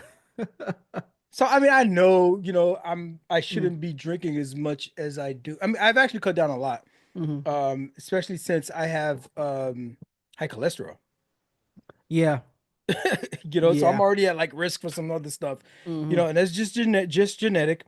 But the Surgeon General put this thing out. Hopefully, I mean, this is science-based research here, so I don't know if the new administration is going to keep up with it, because this actually came out previously in the Biden administration. So they're saying here how the mechanism, how this happens. So alcohol can cause cancer through several mechanisms, including the metabolism, into was it acetaldehyde? Oh, Acetal acetaldehyde. That's what acetaldehyde. acetaldehyde. Okay, Yeah, is a acetaldehyde. toxin. It's Yeah, it's a toxic chemical that can damage DNA. the And metabolite. if you Yeah. know a thing about well, if the basics about cancer is like pretty much like this. Everyone, if you live long enough, will get cancer. Because what is cancer? Cancer is a deformation in DNA and cell mutation. Mm-hmm. And our DNA and our cells are constantly mutating as we every day, right? You know, we talk about like your skin cells are shedding and all that kind of stuff. So you're like rebuilding those skin cells every day. A lot of dust in your house, that dust is made up of skin cells, right? As you age, as you get older, the things that you consume, the things that the environment you're in, you know, there's radiation from the sun, Mm. yeah, all the things, you know what I mean? The food you consume, right? Your DNA is constantly repairing itself. It's breaking down, repairing. You work out a lot, right? You work out whatever proteins that you consume. All these things um are taken into account. You may come across COVID, right? Mm. You come across COVID, a pandemic, or all these things. And at some point, potentially that replication or that repair can go haywire, right? If you do it enough. So the longer you live, the greater chance that that replication has to go wrong. So inevitably, we all potentially, we live long enough, would die of cancer. They call it dying of old age, but you know, there's different reasons of different organ failure, you know, and that would be, in this case, and this we're talking about here is cancer. Mm-hmm. Another mechanism is the induction of oxidative stress, leading to damage of DNA, proteins, and cells, and increasing inflammation. Yes. Another one is increasing absorption of other carcinogens. Mm-hmm. So it makes you susceptible to other carcinogens that you may consume. So if you grill food, you know, I grill a lot, chicken. I don't smoke, you know, bunch of carcinogens, but I don't. But like, if you happen to be walking down the street and the car backs up, and you know, what I mean, the muffler, exhaust, yeah. the exhaust, you know, what I mean, there's carcinogens in that. You know, Mm-hmm. freaking the LA fires. You Mm-hmm. happen to be living there if you don't have the freaking N95 mask, and even that. Mm. You know what I mean? Yeah, There's some true. people that came out, they in their living room, they're down in their living room smells like a campfire. And they're not even in the center of the fire. It's just Wow. from the smoke in the atmosphere. There are people who Right. actually developed cancer from. If y'all remember the World Trade Center, the people who were caught up in Yep. in all of that. There are people who Yep. actually Clean developed up. cancer Even the people from. that clean up. Yeah, the people that clean from up. that. Yeah. Yep. Yeah. All of that. Let's see. Alteration of hormone levels such as increasing estrogen, which can elevate breast cancer risk. So there's a lot of different ways that this can affect you know, the alcohol consumption can just if the alcohol in and of itself isn't causing cancer, it makes you more vulnerable, right? To Okay. to certain mechanisms that will lead that have higher chance of leading to cancer. Um, so with the Surgeon General putting this out, you may be wondering like, well, so what does that do? It's not a law. You're not banning alcohol. You're not, Not in America. yeah, not in America. I mean, Yeah. we had that before. Yeah, the prohibition, but then that was prohibition. But that's where the onset of speakeasies came from. Yep. So the history of alcohol prohibition in the United States includes the ratification of the 18th Amendment. This was the Volstead Act, and then it was repealed with the 21st Amendment. So it lasted from 1920 to 1933. Like Jeff was saying, this is where bootlegging became big. This People is gonna find a where way. They gonna speakeasies find a way to drink. were established, and I like going to a speakeasy, and there's nothing like it was Speakeasy is a before. vibe. Now it's a vibe, but like before, them joints was really legit underground freaking alcohol Yeah. dens. Yeah. Where they keep alcohol at, right? Yeah. Gang violence increased. This is where the rise of the American Mafia crime syndicate happened during that 100%. period. And then of course we had the Great Depression. Yeah, Right, during yeah. that Right, period. yeah, So during that period, for there sure. was a lot going on with it. And so they had to like completely like, America was like, nah, bro, you ain't gonna take alcohol from You us. can say this, yeah. They gonna take, you know. That's true. That's how people were coping. Yes, I understand. Yeah, and so you tried so what did last though is things like, you know, you have to be 21 to drink, you know, and eventually everybody I think I should look this up, but I think it is the age of to drink. Let me see, age to drink in each state. I can you drink 18 in the US anywhere? In most states, 21. I don't see any. It says most states here. What U.S. territories can you drink at 18? Unlike within the United States I territories, wonder if you can Puerto drink. Rico I and the was thinking Virgin Puerto Rico. Islands. Yeah, it might be. Puerto It's Rico and the Virgin Islands are the only places is apparently that you could drink at 18. at 18. Okay. But something like that at least lasted, so that helps. So all they could do now is like mitigate certain things like that when it comes to alcohol. Mm, Where you, and then you have things where like some cities you can't drink outside. You know what I mean? You can't have open open container. containers. Yeah. Open container laws. You can't, for example, you can't drink and we talked about earlier and possess a firearm. You can't drink and drive a vehicle, right? There's certain limits to how much you can drink and drive a vehicle. So the Surgeon General's recommendations here help, just like but it's not going to completely mitigate the activity. Yeah. I recall, and I want you to recall cigarettes. Cigarettes used to be ubiquitous. Oh, for You sure. used to be able to smoke on a plane, Yeah. Yeah. right? That's so crazy, bro. Surgeon General came out, was Yeah. we started doing things like putting the labels on the packages. We started making commercials, about not smoking. We started banning it from planes. Started even We making used laws to I about used not to being I able to used to smoke within work. 50 feet Yeah, to a building we and used all to that be able stuff. to Yeah. there used to be a smoking section Yeah. in a restaurant. Mm-hmm. In restaurants, and then became you can't smoke in a restaurant anymore, Yeah. right? And so what that is a change in culture that happened. But Mm-hmm. that change in culture happened because of the efforts of the Surgeon General, the I think this the FDA, Mm-hmm. and these PSAs, Mm-hmm. right? And a lot of the school movements, right? With teaching kids like don't smoke and kind of things like that. Mm-hmm. And so that reduced it to the point where right now it's hard to you hardly run into people that smoke. Yeah. You hardly run into people that smoke. It's become taboo now. So there's a chance that with this recommendation, it could have an effect like that, right? Mm-hmm. Mm-hmm. Where it can reduce the ubiquity of drinking in America. Mm-hmm. Bro, that's a heavy lift, though. It is. It is. That's. I mean, I don't It know how absolutely is. big it was for cigarettes to be a heavy lift. Mm-hmm. I mean, Dave Chappelle did a Saturday Night Live, and he does this on purpose, where he has the cigarette. Yeah, he does. Yeah. That's He's his done it thing. twice now. He has Yeah. a cigarette. Yep. He's really trying to push back on the Mm-hmm. norms and the kind of thing like that. And he's a comedian, so he does. You're supposed Yeah. to do that kind of thing. You push back on, but like He's been smoking cigarettes forever. you look kind of wild. You know what I mean? You look kind of But he wild. does.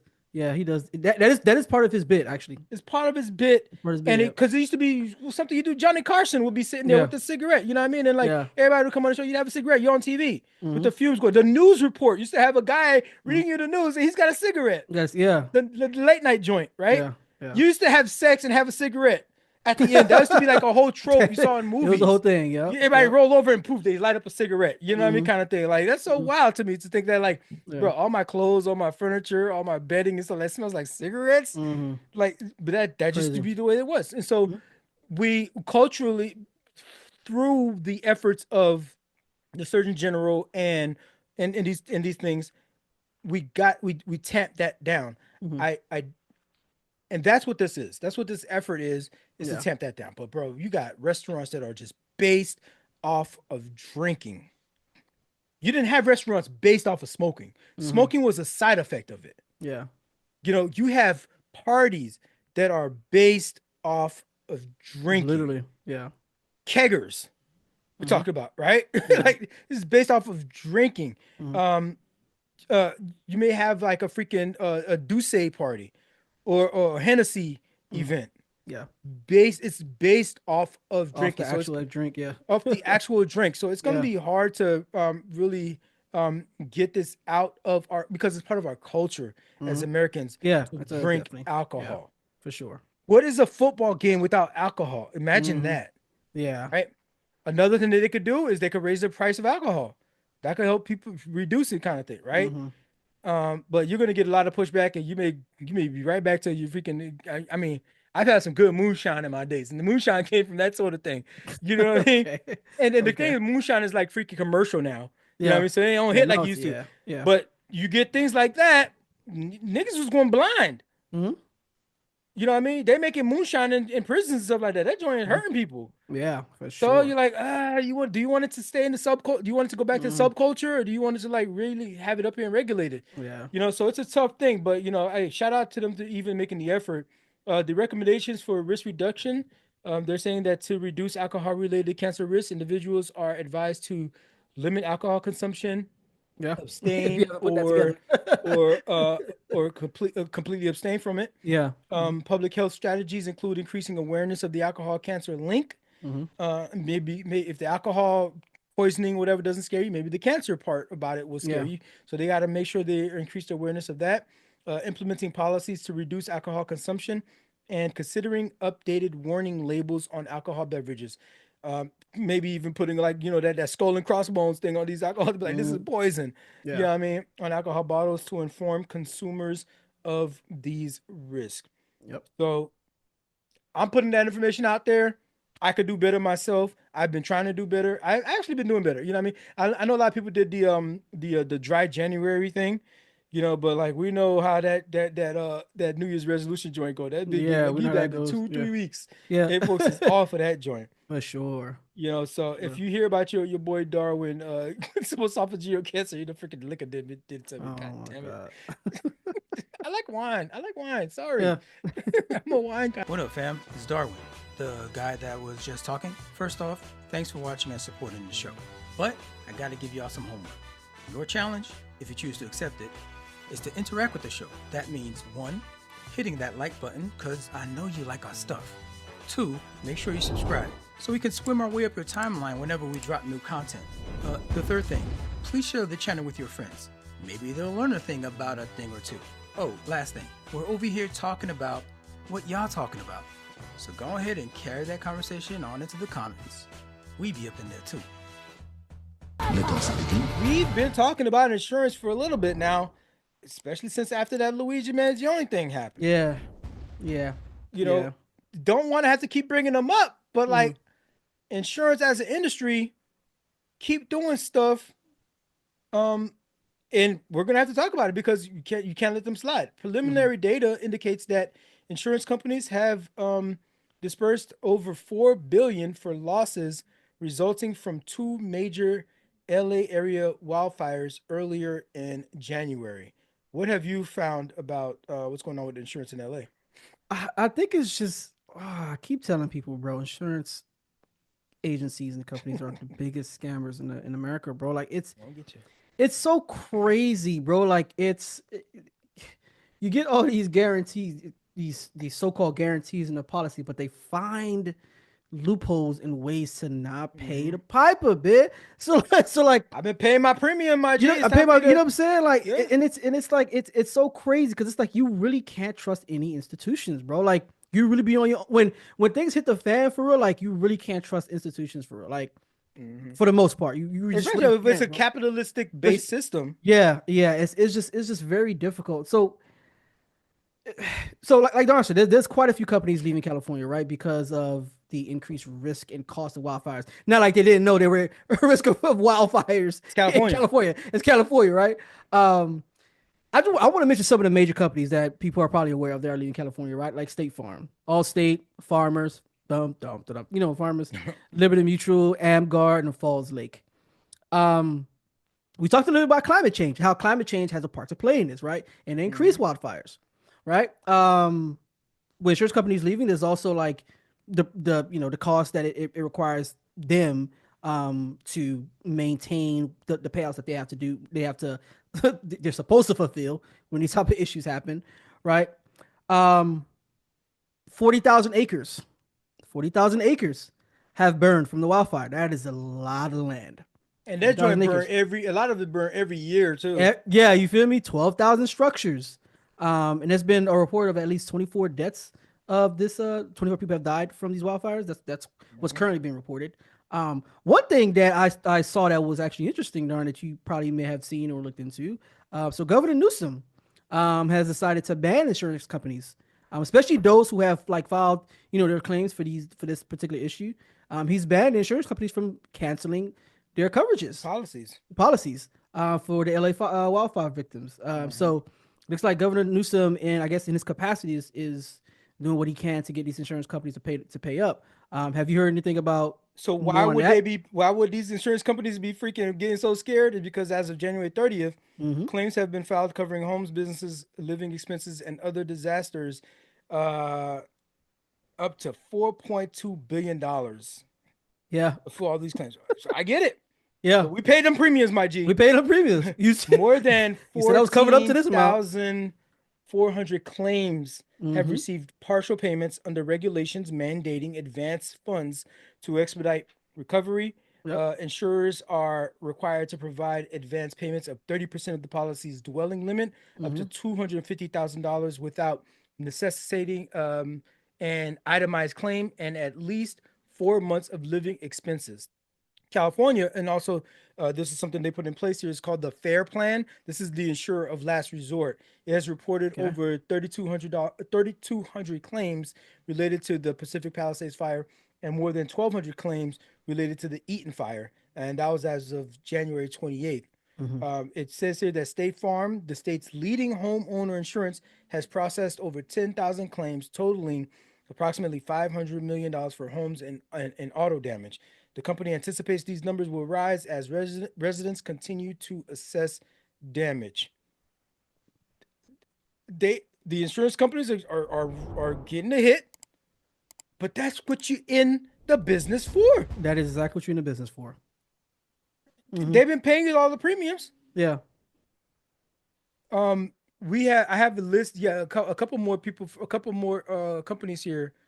So you said Allstate. There's American National. The Texas-based. They announced that they will stop offering homeowners insurance in California. So if you already got them, you're still good. But they're not gonna have any more of the AmGuard is another one. Yeah, AmGuard mentioned AmGuard. Yeah. Chubb chairman and CEO Evan Greenberg announced in 2021 earnings call that the company will significantly reduce homeowners coverage in California. There's Falls Lake Insurance. There's Farmers, of course, Nationwide. Nationwide is on your side, right? A subsidiary of they informed California. They informed California last year that it would stop renewing all its homeowners insurance policies in the state as of June 2025. So I guess you still got them. Not going to renew it, but if you still got them, they're supposed to be paying out. Yep. You know what I mean? So look into that. State Farm, of course. There's the Hartfield, writing that new homeowners insurance policies in California in early 2024.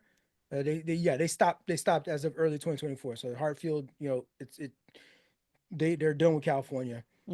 So yeah, a lot of these insurance companies are trying to duck and dodge responsibility.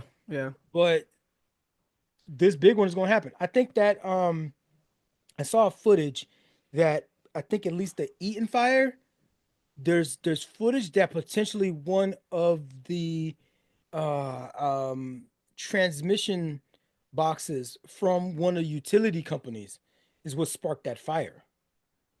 So now we're talking about lawsuits that's going to happen, and also these insurance companies can now pawn that effort off to whoever insurance company that the utility company has. Right? So there's going to be a lot of moving pieces in this joint. And at the end of the day, the citizen is like, bro, I evacuated, I came back, I just need a place to live. Whoever going to pay for this, somebody better get their joint together, get their ducks in a row, because this is real individuals at this point that whose lives matter. One of the things they need to definitely do in LA is when they rebuild, they need to get these power lines underground. If you're going to be prone to fires like that, you're going to need to get them underground to where they won't get, there's going to be fires every year. That's very expensive, bro. It's a very expensive endeavor. Very expensive. But bro, you got to think 5-10 years down the line. You can't be doing this every year. Not to mention the power outages that go off for people that's not even involved in the fire. The fire is nearby. You get the smoke and all that stuff. But bro, you take down the whole freaking system because the fire took out all the power lines in the local area and all the way stations and stuff. What up, fam? It's Darwin. the guy that was just talking. First off, thanks for watching and supporting the show.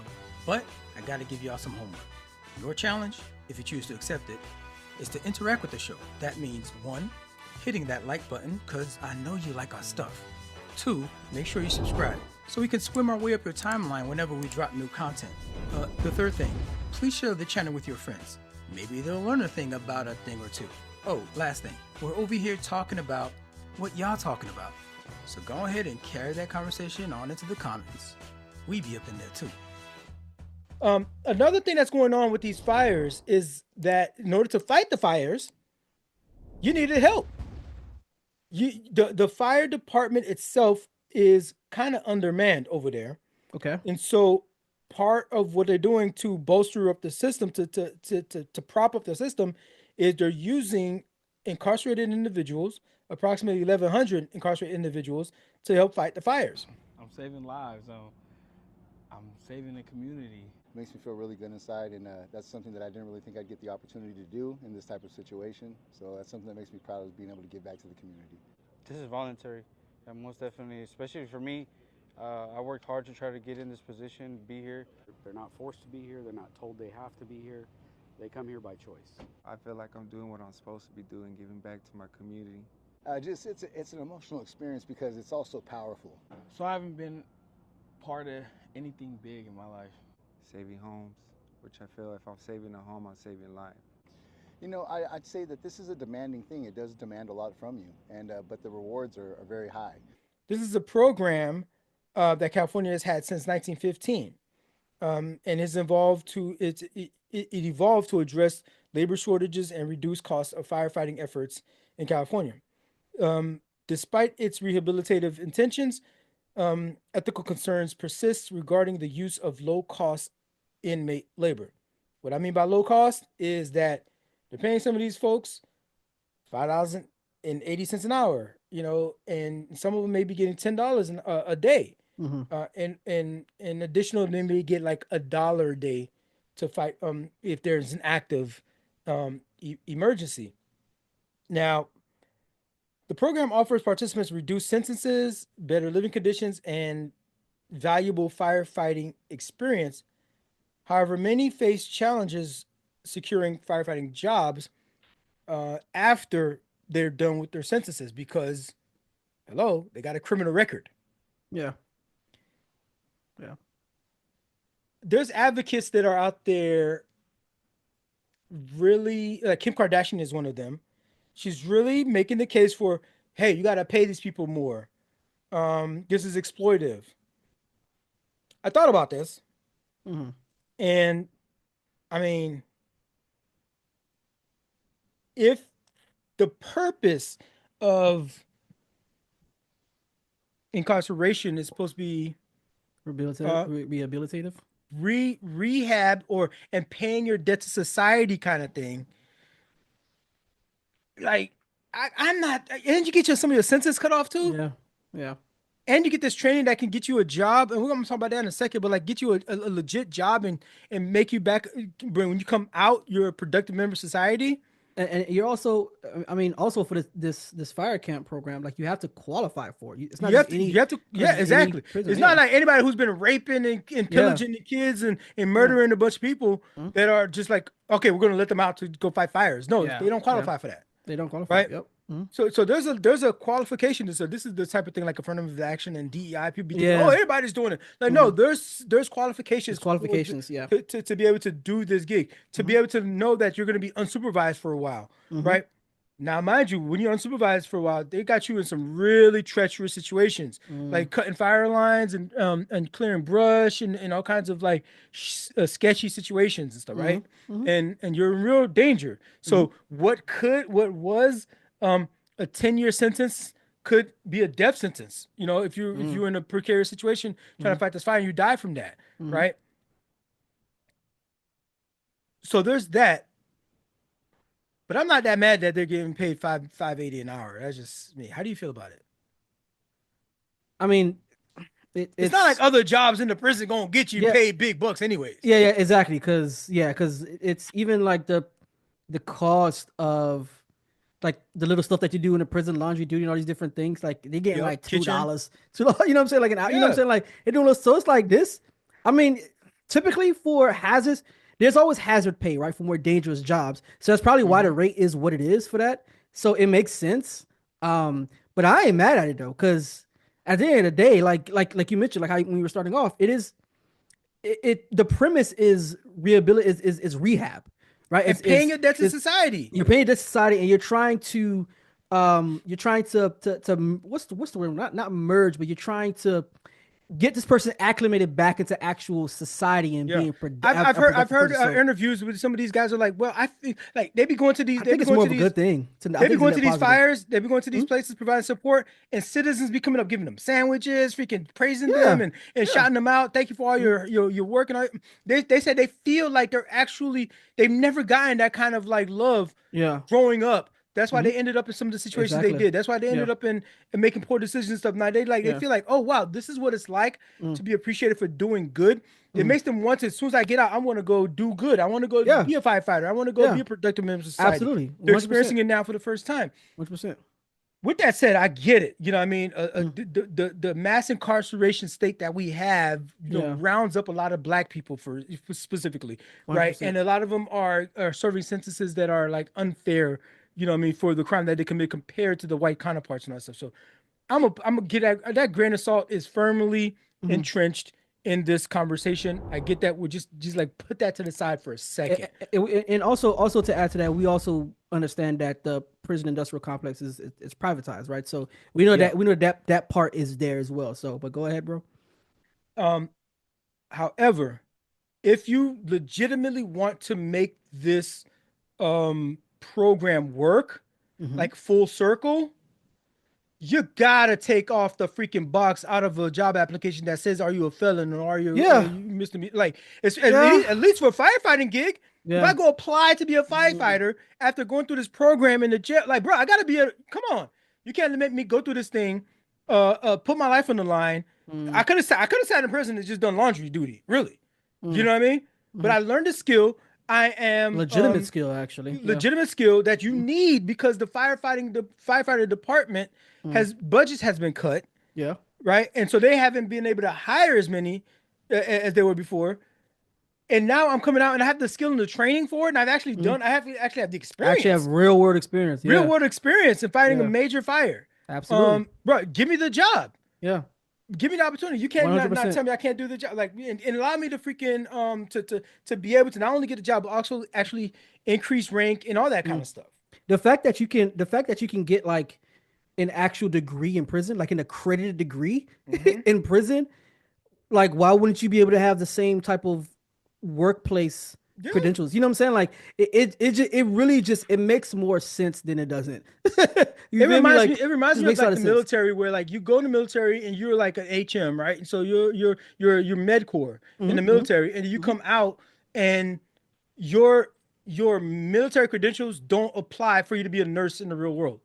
They won't let you. Got to go to another school for that. Like what? I legit stitched this dude freaking leg back on. They took a bullet out of this guy, and because I can't be an EMT automatically. Yeah, I got to take another schooling for that. Like I think that because that goes into like the accreditation, right? The accreditation. Yeah, portion of it. So that's because there's they're comparing those two things. So I guess that's why. But that'll be a whole deep dive in itself as well. Like how do we assess what is actual like real world standards and all that stuff. So it comes down to this. Yeah. What are you actually trying to do? Are you trying to punish people or are you trying to rehabilitate people? And I would say the former when it comes to American prisons. America is like that, but like California, come on, like you run your prison system there. It's supposed to be a liberal state. Like, what's up? True. Yeah. So I shout out to those guys that are taking advantage of that thing. I've heard some really good testimony from not only the people that are participating in it, but also the citizens that are loving on these guys. They come down there, they freaking like they love on these people and show them appreciation for that. And so it's a good program, and you can make the program a little bit better. You know what I mean? By actually allowing them to get the jobs after. I'm not so upset about the pay situation. Personally, some people are causing stick about that. Okay, fine. Yeah. You know what I mean? But this is a program that has a chance to. It's a good program, but it has a chance to improve. Yeah. That I think, and especially in a place that needs it. This place is on fire every year. 100%. They got a fire season. We have spring, summer, fall, and all that kind of. They have a fire season. This was a particularly terrible one because the winds, the Santa Ana winds was crazy. Yeah. You have a small contained area you think that your fire is going to be in, right? And then because the winds are so strong, a small piece of ember gets caught up in the wind, it can turn flies like 100 feet. Yeah. And now you have a whole nother fire over there. A whole nother Yep. A whole nother fire over there. Just because like a small piece of ember just fire. And because they haven't had any rain. So all the brush and everything like that is ready to catch. Yeah. Yep. Ready to catch. Yep. No matter what, one little spark, that's all they need. And you have, and so there's a need for it. There's a need, like, bro, it just makes sense. It just makes sense. Absolutely. This is the heart of the show. This is what makes Challenge Day, right? So we definitely want you guys to tune in, and definitely people we got going on when we are talking about our challenges. And I'm gonna jump right into it. So, bro, I know for me, as far as a challenge go, is meds. Man, medication, right? So I ain't gonna lie, I hate talking about meds or street meds. Or... I know that type of time, but like, okay. I actually had a reason, right? All right. So I talked about this a few times about my my recovery from my Achilles surgery. It's been 3 months since then now. Still got a lot of scar tissue. As a matter of fact, one new development actually is my sciatica nerve has been acting up. Right. Yeah, I had a serious sciatica situation a couple months ago. Yeah. Oh, I can only imagine, bro. So I think it came from like squats. Oh, okay. Okay. For me, it's just a part of like just the rehab that I've been doing, like the stretch, just doing calf stretches, but will aggravate it.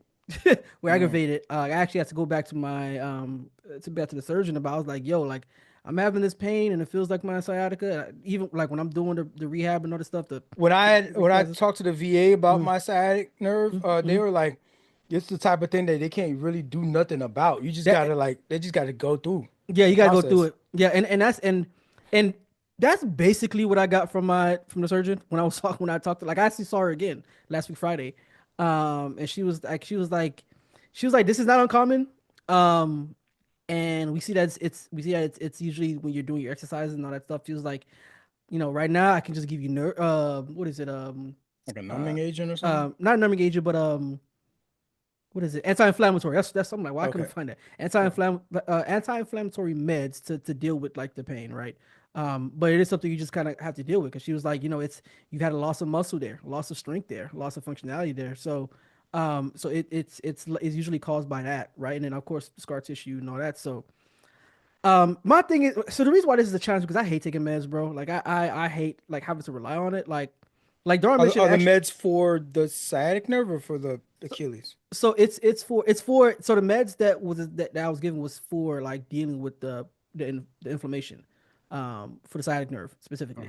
So I don't have specific nerves. I don't have specific meds like for the Achilles, like, because I'm at the point where like I've been off those things months ago, and it's just physical therapy.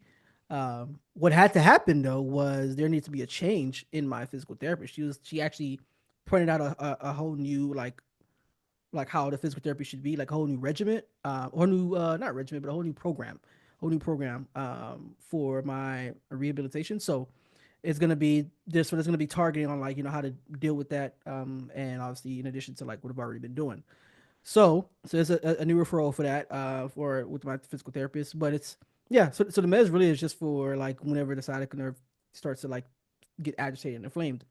Now, I'm also using this to piggyback off of, or leaping off of this particular issue in just taking meds in general, because like, Darwin mentioned that the high cholesterol thing.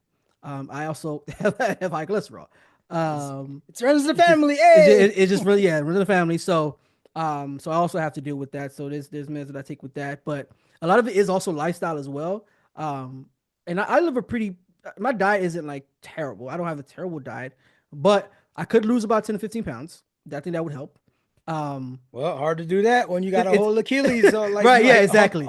On the exactly. And so you see where I'm going. So it's also with that, getting away because of just like recovery and all that. So it's frustrating because you kind of feel like you can't really. I can function off of like not having taken meds, but you kind of have to take it now in order to kind of like deal with some of like the effects of like high cholesterol, heartburn, all these different things. And I've also have like this thing of like this acid indigestion thing that I've been experiencing. That follows with that as well. So it's like, so you really gotta be like, bro, like you really gotta be on it for a while, and you realize that like some people. Do you remember seeing those pictures? Those old people, dog, with like that case that say Monday through Friday. Bruh, oh my gosh, bro. It's That's you. It made me feel so crazy, bro. 'Cause Dog, I'm like, that's dang, so I wild. really. It's That's so not just wild, me bro. too, dog. I gotta take all Yeah. this joint. Like, I Yeah, really yeah. feel like, dog, do I really have to get one of these cases?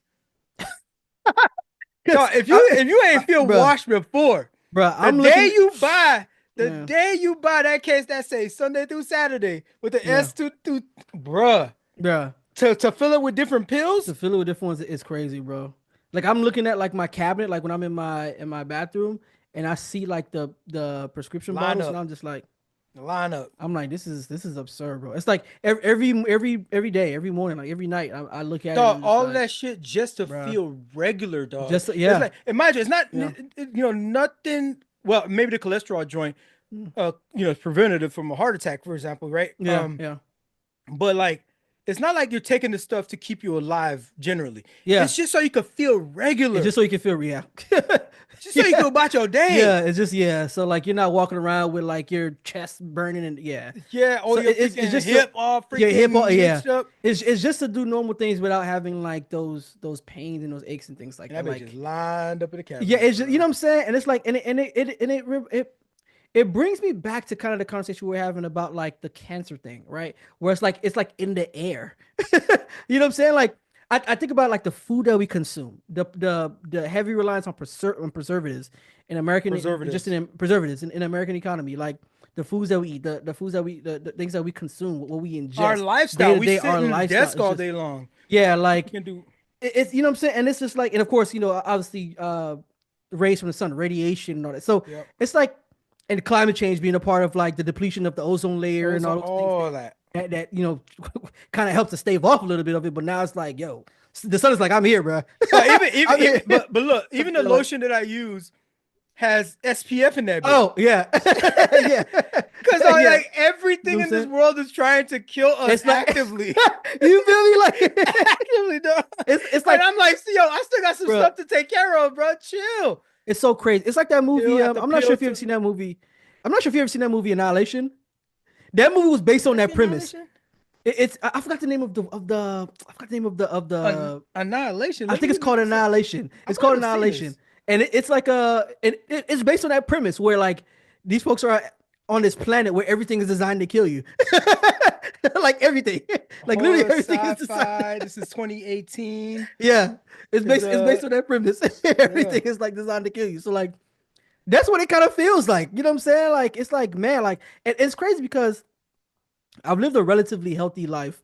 I was an athlete, 3-sport athlete growing up, and I was always in pretty decent shape, until like them 30s hit and real life hit, and all that stuff started hit. So, things start changing, but it's you have to kind of there's a process of like swallowing your pride and your ego and realizing that, you know what, I'm in this human body. I'm in this flesh suit, and things break down, and it's really like you got to do you do your best to maintain it, but at the end of the day, man, Father Time's undefeated. Undefeated. Yeah, it's what I'm saying. It's undefeated So far, because LeBron got something to say. Oh yeah, Apparently. if that is LeBron, because they clone Tyrone, so they probably clone LeBron. I don't know. Yo, I saw an article earlier that said that LeBron said himself, he's like, I don't know how I'm still doing this. That was the article. LeBron said, he's like, I don't know how I'm still doing this. Right. Yeah. So we trying to figure the same out. We trying to figure the same thing too. Yep. Figure out the same thing too, and you about the same age as LeBron, ain't you?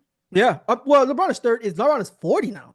Is LeBron he 40? is 40 now. Yeah, I'm a little bit older. I'm a little bit older. So we're about the same. We're about the age range. Pretty much. And the same he is age high level doing this stuff. I know he puts like $1 million into his body. Oh, That's man, even somebody like we're doing this medication thing so we can walk around and do our day desk job. Yeah. This Yeah. was in the NBA. He puts $1 million into his body, from 100%. physio to nutrition Yeah. to all kinds of other All of that. medication. All of that every year, just so he could just keep doing his day job. Yeah. Yep. So now, This is life is a freaking life is not a spectator sport if you're trying to stay alive. it's not 100%. Bro. 100%, bro. Like, so you really, so my conclusion on for me is like, just, I'm not gonna be on these meds forever. It's gonna be just a period of time for me. I think, because I'm definitely gonna get back on my get my body back. But like, ultimately, man, just take care of your body, man, because they got meds for meds and they got meds for meds. It's like, And they got meds to counteract they that. got other meds to meds. counteract that. You know what I'm saying? That come with its own side effects. So it's almost like this.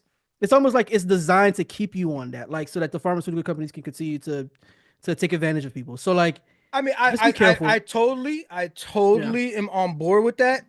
At the same time, we gotta take some of the stuff. Yeah. Because if not, we just be, we're just gonna be, evolution is gonna be like, yo, bro, you was only supposed to be alive for like 35, 40 years. You know what I mean? The life expectancy is going up. I mean, it's actually like lower in America. It should be higher for how much we pay for health insurance. And also, again, the insurance conversation. That's insurance. Yeah, that's a whole nother thing. Yep. Yeah. So yeah, man, just take care of your body, y'all, man, so that you ain't like 70, 80 years old. So you could like push off. At least, yeah. Stave off some things that technically are inevitable just with aging bodies, but like, if you want to live a relatively healthier life, take care of your body. Take care of your body and your mind. So that's my challenge, man. Like, getting off these meds. I kind of want to put a nugget there. Like, I don't want to step on your message too much. But I kind of want to talk about how a lot of times, bro, this is why I still got that drink. I'm sorry. I still got, because it's like, we've been noticing it. I'm not gonna live forever. Yeah. There's no, like, if you have to cut everything out so you can live the longest, it's like yeah, do I want to live to be I could potentially live to be 120. Because you also want to enjoy your life, though. That's what I'm talking about. Yeah, you also want to enjoy your life. That's what I'm saying. You want to go do some thrill seeking. You want to do some indulgent, here and there kind of thing. To like live the exuberance and the excitement of what it is to be alive. You could be living, but not really alive. You feel me? Yeah, facts. So facts. It's a give and take. Yeah. Everything in moderation. And just do the responsible thing. Get checked up. Yep. Freaking 100%. Dwayne Wade. My God, D Wade, yo, my favorite basketball player of all time. We all just found out he had cancer. Yeah. He had to give. Did he have cancer? Yeah, he had to get something removed. Yeah, I heard about that. That's crazy. You remember how surprised we were when Chadwick Boseman? We thought he was Gucci and everything like that, and he freaking. So like it could be anybody at any point at any time, and like you would hate to be like, yo, I never really lived. Shout out to D Wade for actually putting that message out. So, guys, go get your prostate check when you're that age. You know what I mean? Get your screenings. You know what I mean? Do a lot of the preventative care that things that your insurance company actually pays for. Take advantage of those things. I just had my annual physical done like a week ago. So there you go. Just at least get your annual physical. Yeah. I don't play about that. Like I get my annual physical done, and I go to my PCP quarterly. For like, sure. Just to make sure. Just make sure I'm good. And I've been straight, I'm with the VA, so they make sure I go. They signed me up already. You know what I mean? Yeah, for sure. So I go. Yeah. I like that you have a chance early on to get some of this stuff because you're only 30 something, right? And there's way more life left for you to live.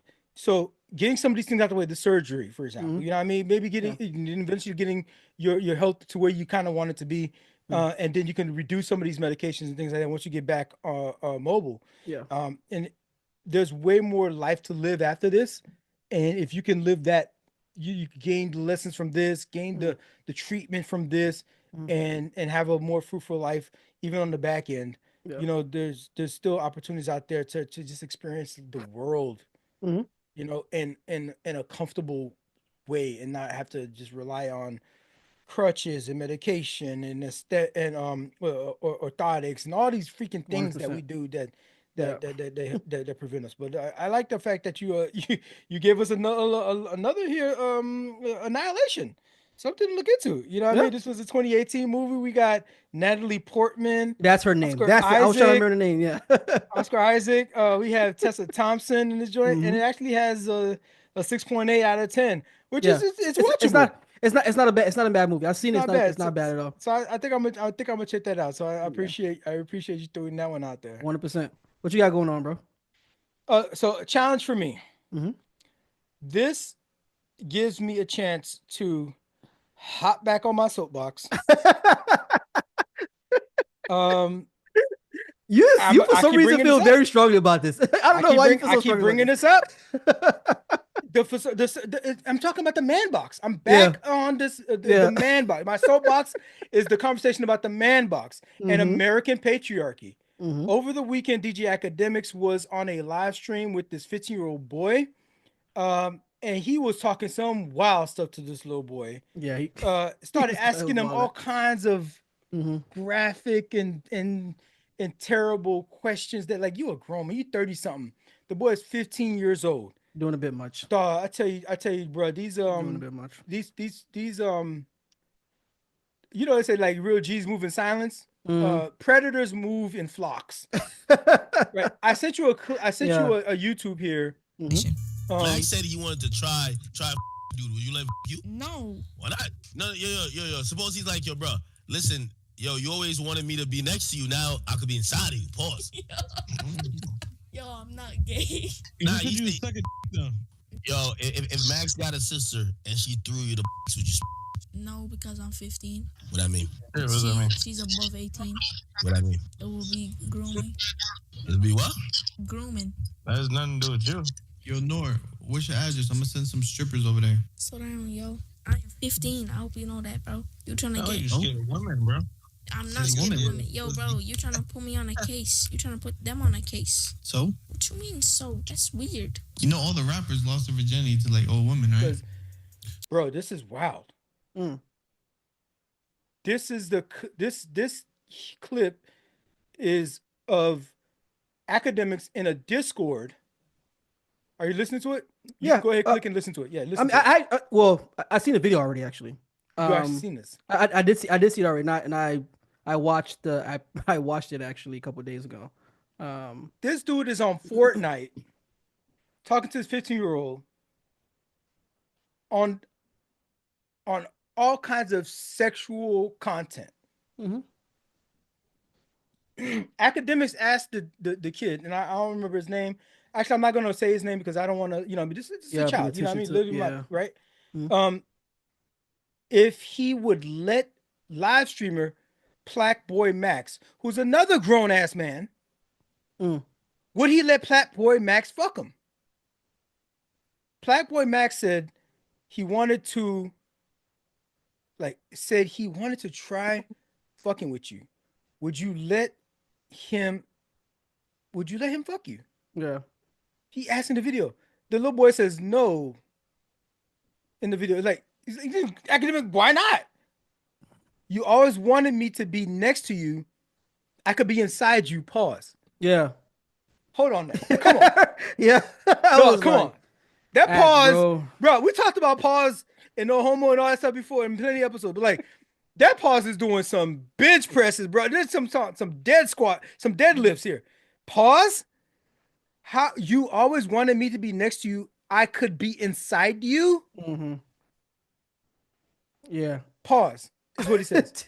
Shortly further later in the conversation, Academics raised a graphic hypothetical, asking the teen moderator if he would have sex with an adult. If Plaque Boy Max got a sister and she threw you the box, would you smash? The little boy says no, because I'm 15. Yeah.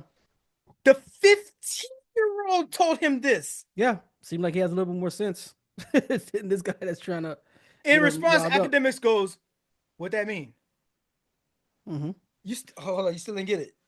The little boy says, "Bruh, she's above 18. Yeah. It would be grooming." Yeah. He used the term grooming himself, a He, 15-year-old. he literally said that. Yeah, he literally said that. Yeah, himself. Yep. Yo, dumb, bro. These predators move in flocks. It's a reason why he's the #1 Drake fan and supporter, and like he put all Drake convo and information. I see the connection you're trying to make. I'm not making a connection. I'm just stating individual facts, unrelated, that the audience is allowed to make their own fucking conclusion on. Sure. The little boy told you himself, like, this will be like, bro, I'm gonna be in a case. This 18-year-old will catch a case. He didn't even entertain. Shout out to that little boy, whoever is in his life. Yeah. No, that is like he was clearly uncomfortable. Mm-hmm. You know what I mean? He was clearly up on game on like what grooming could be. He's like, well, I'm trying to be a streamer. So maybe his father or his uncles or some or maybe it's even his mom. Somebody in his life is teaching this kid, like, okay, we see what you're trying to do. We see you got a potential in doing this thing. Mm-hmm. The future is all kinds of new industries and whatnot. They got freaking video gaming. You can get a college scholarship video gaming. Yeah. You know what I mean? 100%. So like it's a legit way. All we're trying to do in this world is get money and have experiences and live life, right? And so find different ways to get money. You could be an athlete. You could be work for the government. You could be a technologist, a doctor. You could also be a streamer, right? And so this is just another venue for that. And somebody in his life was like, look out for this, look out for that. Here's how you respond if this happens to you. And the situation came up with freaking DJ Academics, a freaking superstar in the streaming joint, right? He's got his own media conglomerate that he runs, right? There's a lot of people in our culture that think shit like this is okay. Clearly, academics and this dude, Plaque Boy Max, think behavior like this is okay. This is why comfortably, bro, you got millions of people tuning in to that live stream. You're playing that game. If not millions, at least a couple 100,000. Yeah. Academics is huge. Yeah. Boosie Badass, right? This guy, we all heard about his exploits. He said, chest out. He had his son and his nephews, when they turned 12, 13, he gave him a bag of money and got him some prostitutes to suck their dick. Yeah. And he says, because that's how it's supposed to be. Chest out. Yeah. Lil Wayne is a victim of statutory rape at age 11. With Birdman, was it how they set him up? Like, he's like, how they put him together? They got him prostitutes and whatnot. And he's like, yo, that's how it's supposed to be. Yeah. Proud of it. He was 11. Yeah. I'll give at least some credit to Charlamagne. Charlamagne talks about his experience when he was young. At 10 years old, his mom's friend literally, that statutory rape, his first sexual experience at 10. He used to talk about it with his guys. He reflects on it now. Yeah. And he says, back then, we used to talk about it as if like, yo, we all doing this. This is what's supposed to happen. Yeah. Like older cousins, you know what I mean? Parents, friends, women that are having these sexual contact with these young boys when they 10, 13, 15-year-old. And so, and I mentioned that to say, women don't get a pass on this. I mentioned Boosie and Lil Wayne and the academics also, but women don't get a pass on this because those women took the bread to do those things. Yeah. Some of those women did that stuff voluntarily. They were grown women too. 100%. You wouldn't do this to a girl, 10 years old, 14 years old, 15. Could you imagine Boosie paying for some dude to come fuck his 14-year-old daughter or niece? Of course he wouldn't do that. He wouldn't do that. Or even an older cousin. What would we say if some older cousin or some older cousin's spouse went and had sex with your niece or nephew or daughter when she was 10 years old, 11 years old, 12 years old? This is all freaking rooted in the goddamn patriarchy. by making it look and seem like it's okay. It was okay to all these other people that I mentioned, because that's the paradigm that we grew up in and that we promote, is that for little boys, it's different. They're not boys. They're not children. The girls are children. These boys aren't children. But the patriarchy teaches us to freaking talk about our exploits, seek exploits. Oh, you 13? You ain't fucking yet? Yeah. I remember being that age and hearing things like this actually from some older people in my life, some older guys, especially guys in my life. Just be like, bro, yo, everybody's doing it. Yeah. So you got to do. Everybody's doing it. That was definitely culture for sure. That's the culture we talked about. We talked shit about French culture last time in our last episode about Pepe Le Pew and all that kind of stuff. Yeah. Bro, we are groomed as men to conquer women from that young of an age. Yeah. From 10. We might be nice and innocent or something like that, 7 and 8. We're like, hey, don't do that and whatnot. But like by the age of 10 or 11, the teenage even grown men in our lives are telling us and promoting to us how the sexual conquest and how bro, I talked about this before some other time and I named it, but I'm gonna call it out again. This is clear example of lack of dick control. It's a term that I phrased. Lack of dick control is okay. So you know what I say? You're thinking with your jump. Yeah. That kind of. It's like you have a brain up here, then you have a brain down there, and you're letting your penis guide your decisions. And the penis guiding your decision doesn't have a literal brain, but what it is talking about the id and the ego. And in your ego, for men, the way that we've been groomed to become what men are identified as, this small box of what it is to be a man in this society, is to lead with testosterone, sexual conquest, aggression. We make decisions, even in this academics situation. That was him thinking with his dick. 100%. Why would you even? The thing was happening there. There was even a conversation, really like an underlying conversation about really dominating another man. When you really dominate another man in these cultures and in this specific kind of culture, you can fuck him and make him subservient to the point of what you would do to a woman. That's how much you're degrading this other man. And you have this sort of like championship about you because you're not even gay, Jeff, at that point. Yeah.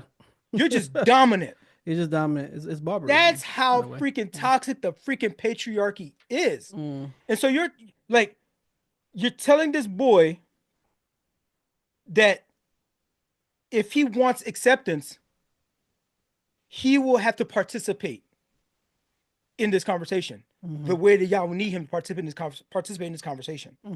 You need him to say, oh yeah, I'll fuck her. You need him to say, like he's one of us now because he's one of us. You need him to say like, no, you ain't gonna fuck me. I'm gonna fuck you. Yeah. You need him to lead with his dick. Yeah. To think they had this whole freaking term a couple years ago, big dick energy. Yeah. Yeah. And it was women. It was women that was pushing that. Women pushing that too. That's why I don't completely let the women off the hook with this joint. We have a lot of unlearning to do. We need liberation from this freaking man box. It should be okay to be a man without being toxic. Yeah. It should be okay to have a guy or a male who is in tune with his emotional side in terms of emotional awareness and maturity to be able to move about the world without needing to put his dick in something. Or have a dick measuring contest or pissing contest. Let me ask you this: is that really like a thing that could even be possible in today's society, as far as like being a man without being deemed toxic? Well, some of these 'Cause- schools are teaching social and emotional learning. It's the understanding and managing emotions, developing skills to build relationships, and Okay. making responsible decisions. Mhm.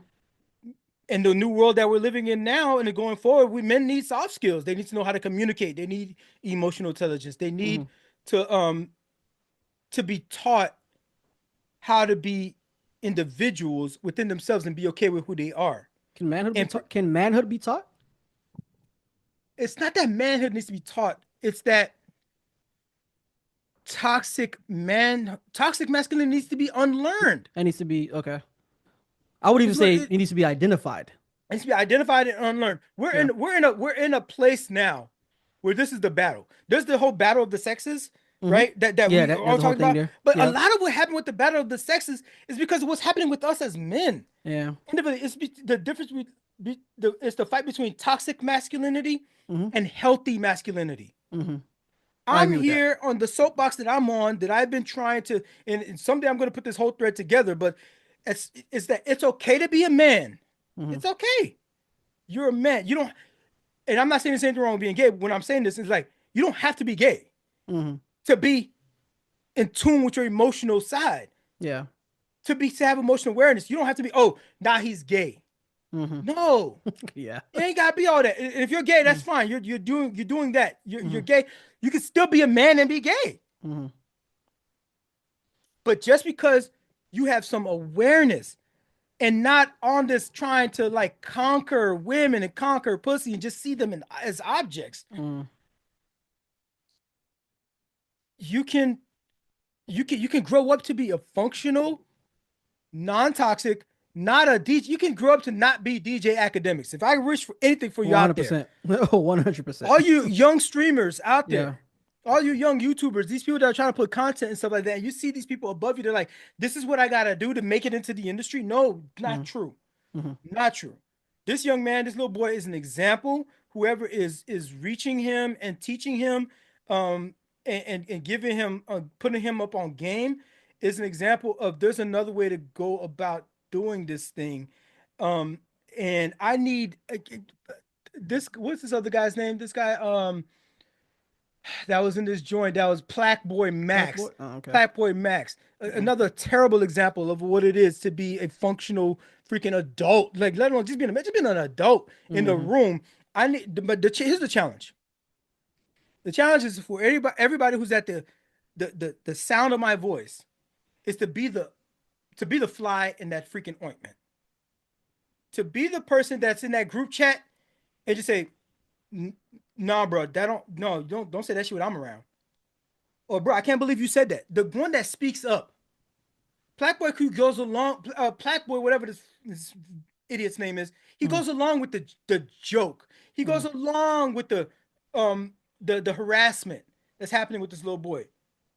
But if you're in a group chat, there's 5 or 6 of y'all in that group chat, and somebody says something slick about maybe beating a woman, maybe getting some putting something in somebody's drink, or something that because somebody said something and they are a little bit more emotionally attuned, calling that person a name, or saying, "Oh, you soft," to them just because they're like socially aware of what matters to them. Be the fly in the ointment. Be like, yo, I appreciate you said that in that thing you just said. Make it to the point where they want to kick you out that group chat. That's when you know you're doing good. Or make it to the point where they're like, they had that changed behavior when they're like, well, I can't say this because this nigga's here listening and watching. Inevitably, they'll adapt. They'll see like, yo, this is an undesirable behavior. How often are little boys getting positive reinforcement for stuff that they do? When they're nice, when they stand up for somebody else, right? When they do something other than catching a ball or having some achievement of a conquest of another vagina somewhere. When do they get like a positive reinforcement, like of the things that we want to see in men? And I'm talking to women out there too. These things that you want to see in men, You can't be encouraging the traditional, these like antiquated. I said these traditional roles y'all want to do, but like some of the stuff is antiquated and old. And you telling the little boy he can't cry? He fell and got hurt. You tell him he can't cry? Man up. You even hit him harder until he stops crying. Like you beat the softness out of men to where they lose that side completely and they become DJ freaking academics. I'll close by saying this. I talked about this book before, The New Masculinity. It's a roadmap for a 21st century definition of manhood. This guide is it helps escape out that man box. It escapes the shackles of toxic masculinity, unlearning what it means to be a man and pushing back against the various ways masculinity teaches people to hurt rather than help, and to harm rather than heal. The author is Alex Manley. In a world in chaos, in a world on fire, Mr. Rogers told us, look for the helpers. Mr. Rogers is not who most people would look and say like, oh, there's an example of a man, but fuck it, I think he is. I'm off that soapbox for now, but I will be back because y'all gonna do some dumb junk soon. All you toxic dudes out there, and there needs all these red pill motherfuckers. There's nothing but opportunity for people like me to come in and be the voice in the wilderness, and hopefully somebody hears this kind of call and to get away from all that joint. But that's the show. That's my challenge. We covered a lot. Yeah, quite a bit. Wusa, I'll come down a little bit. Inaugurations happened. What else we talked about?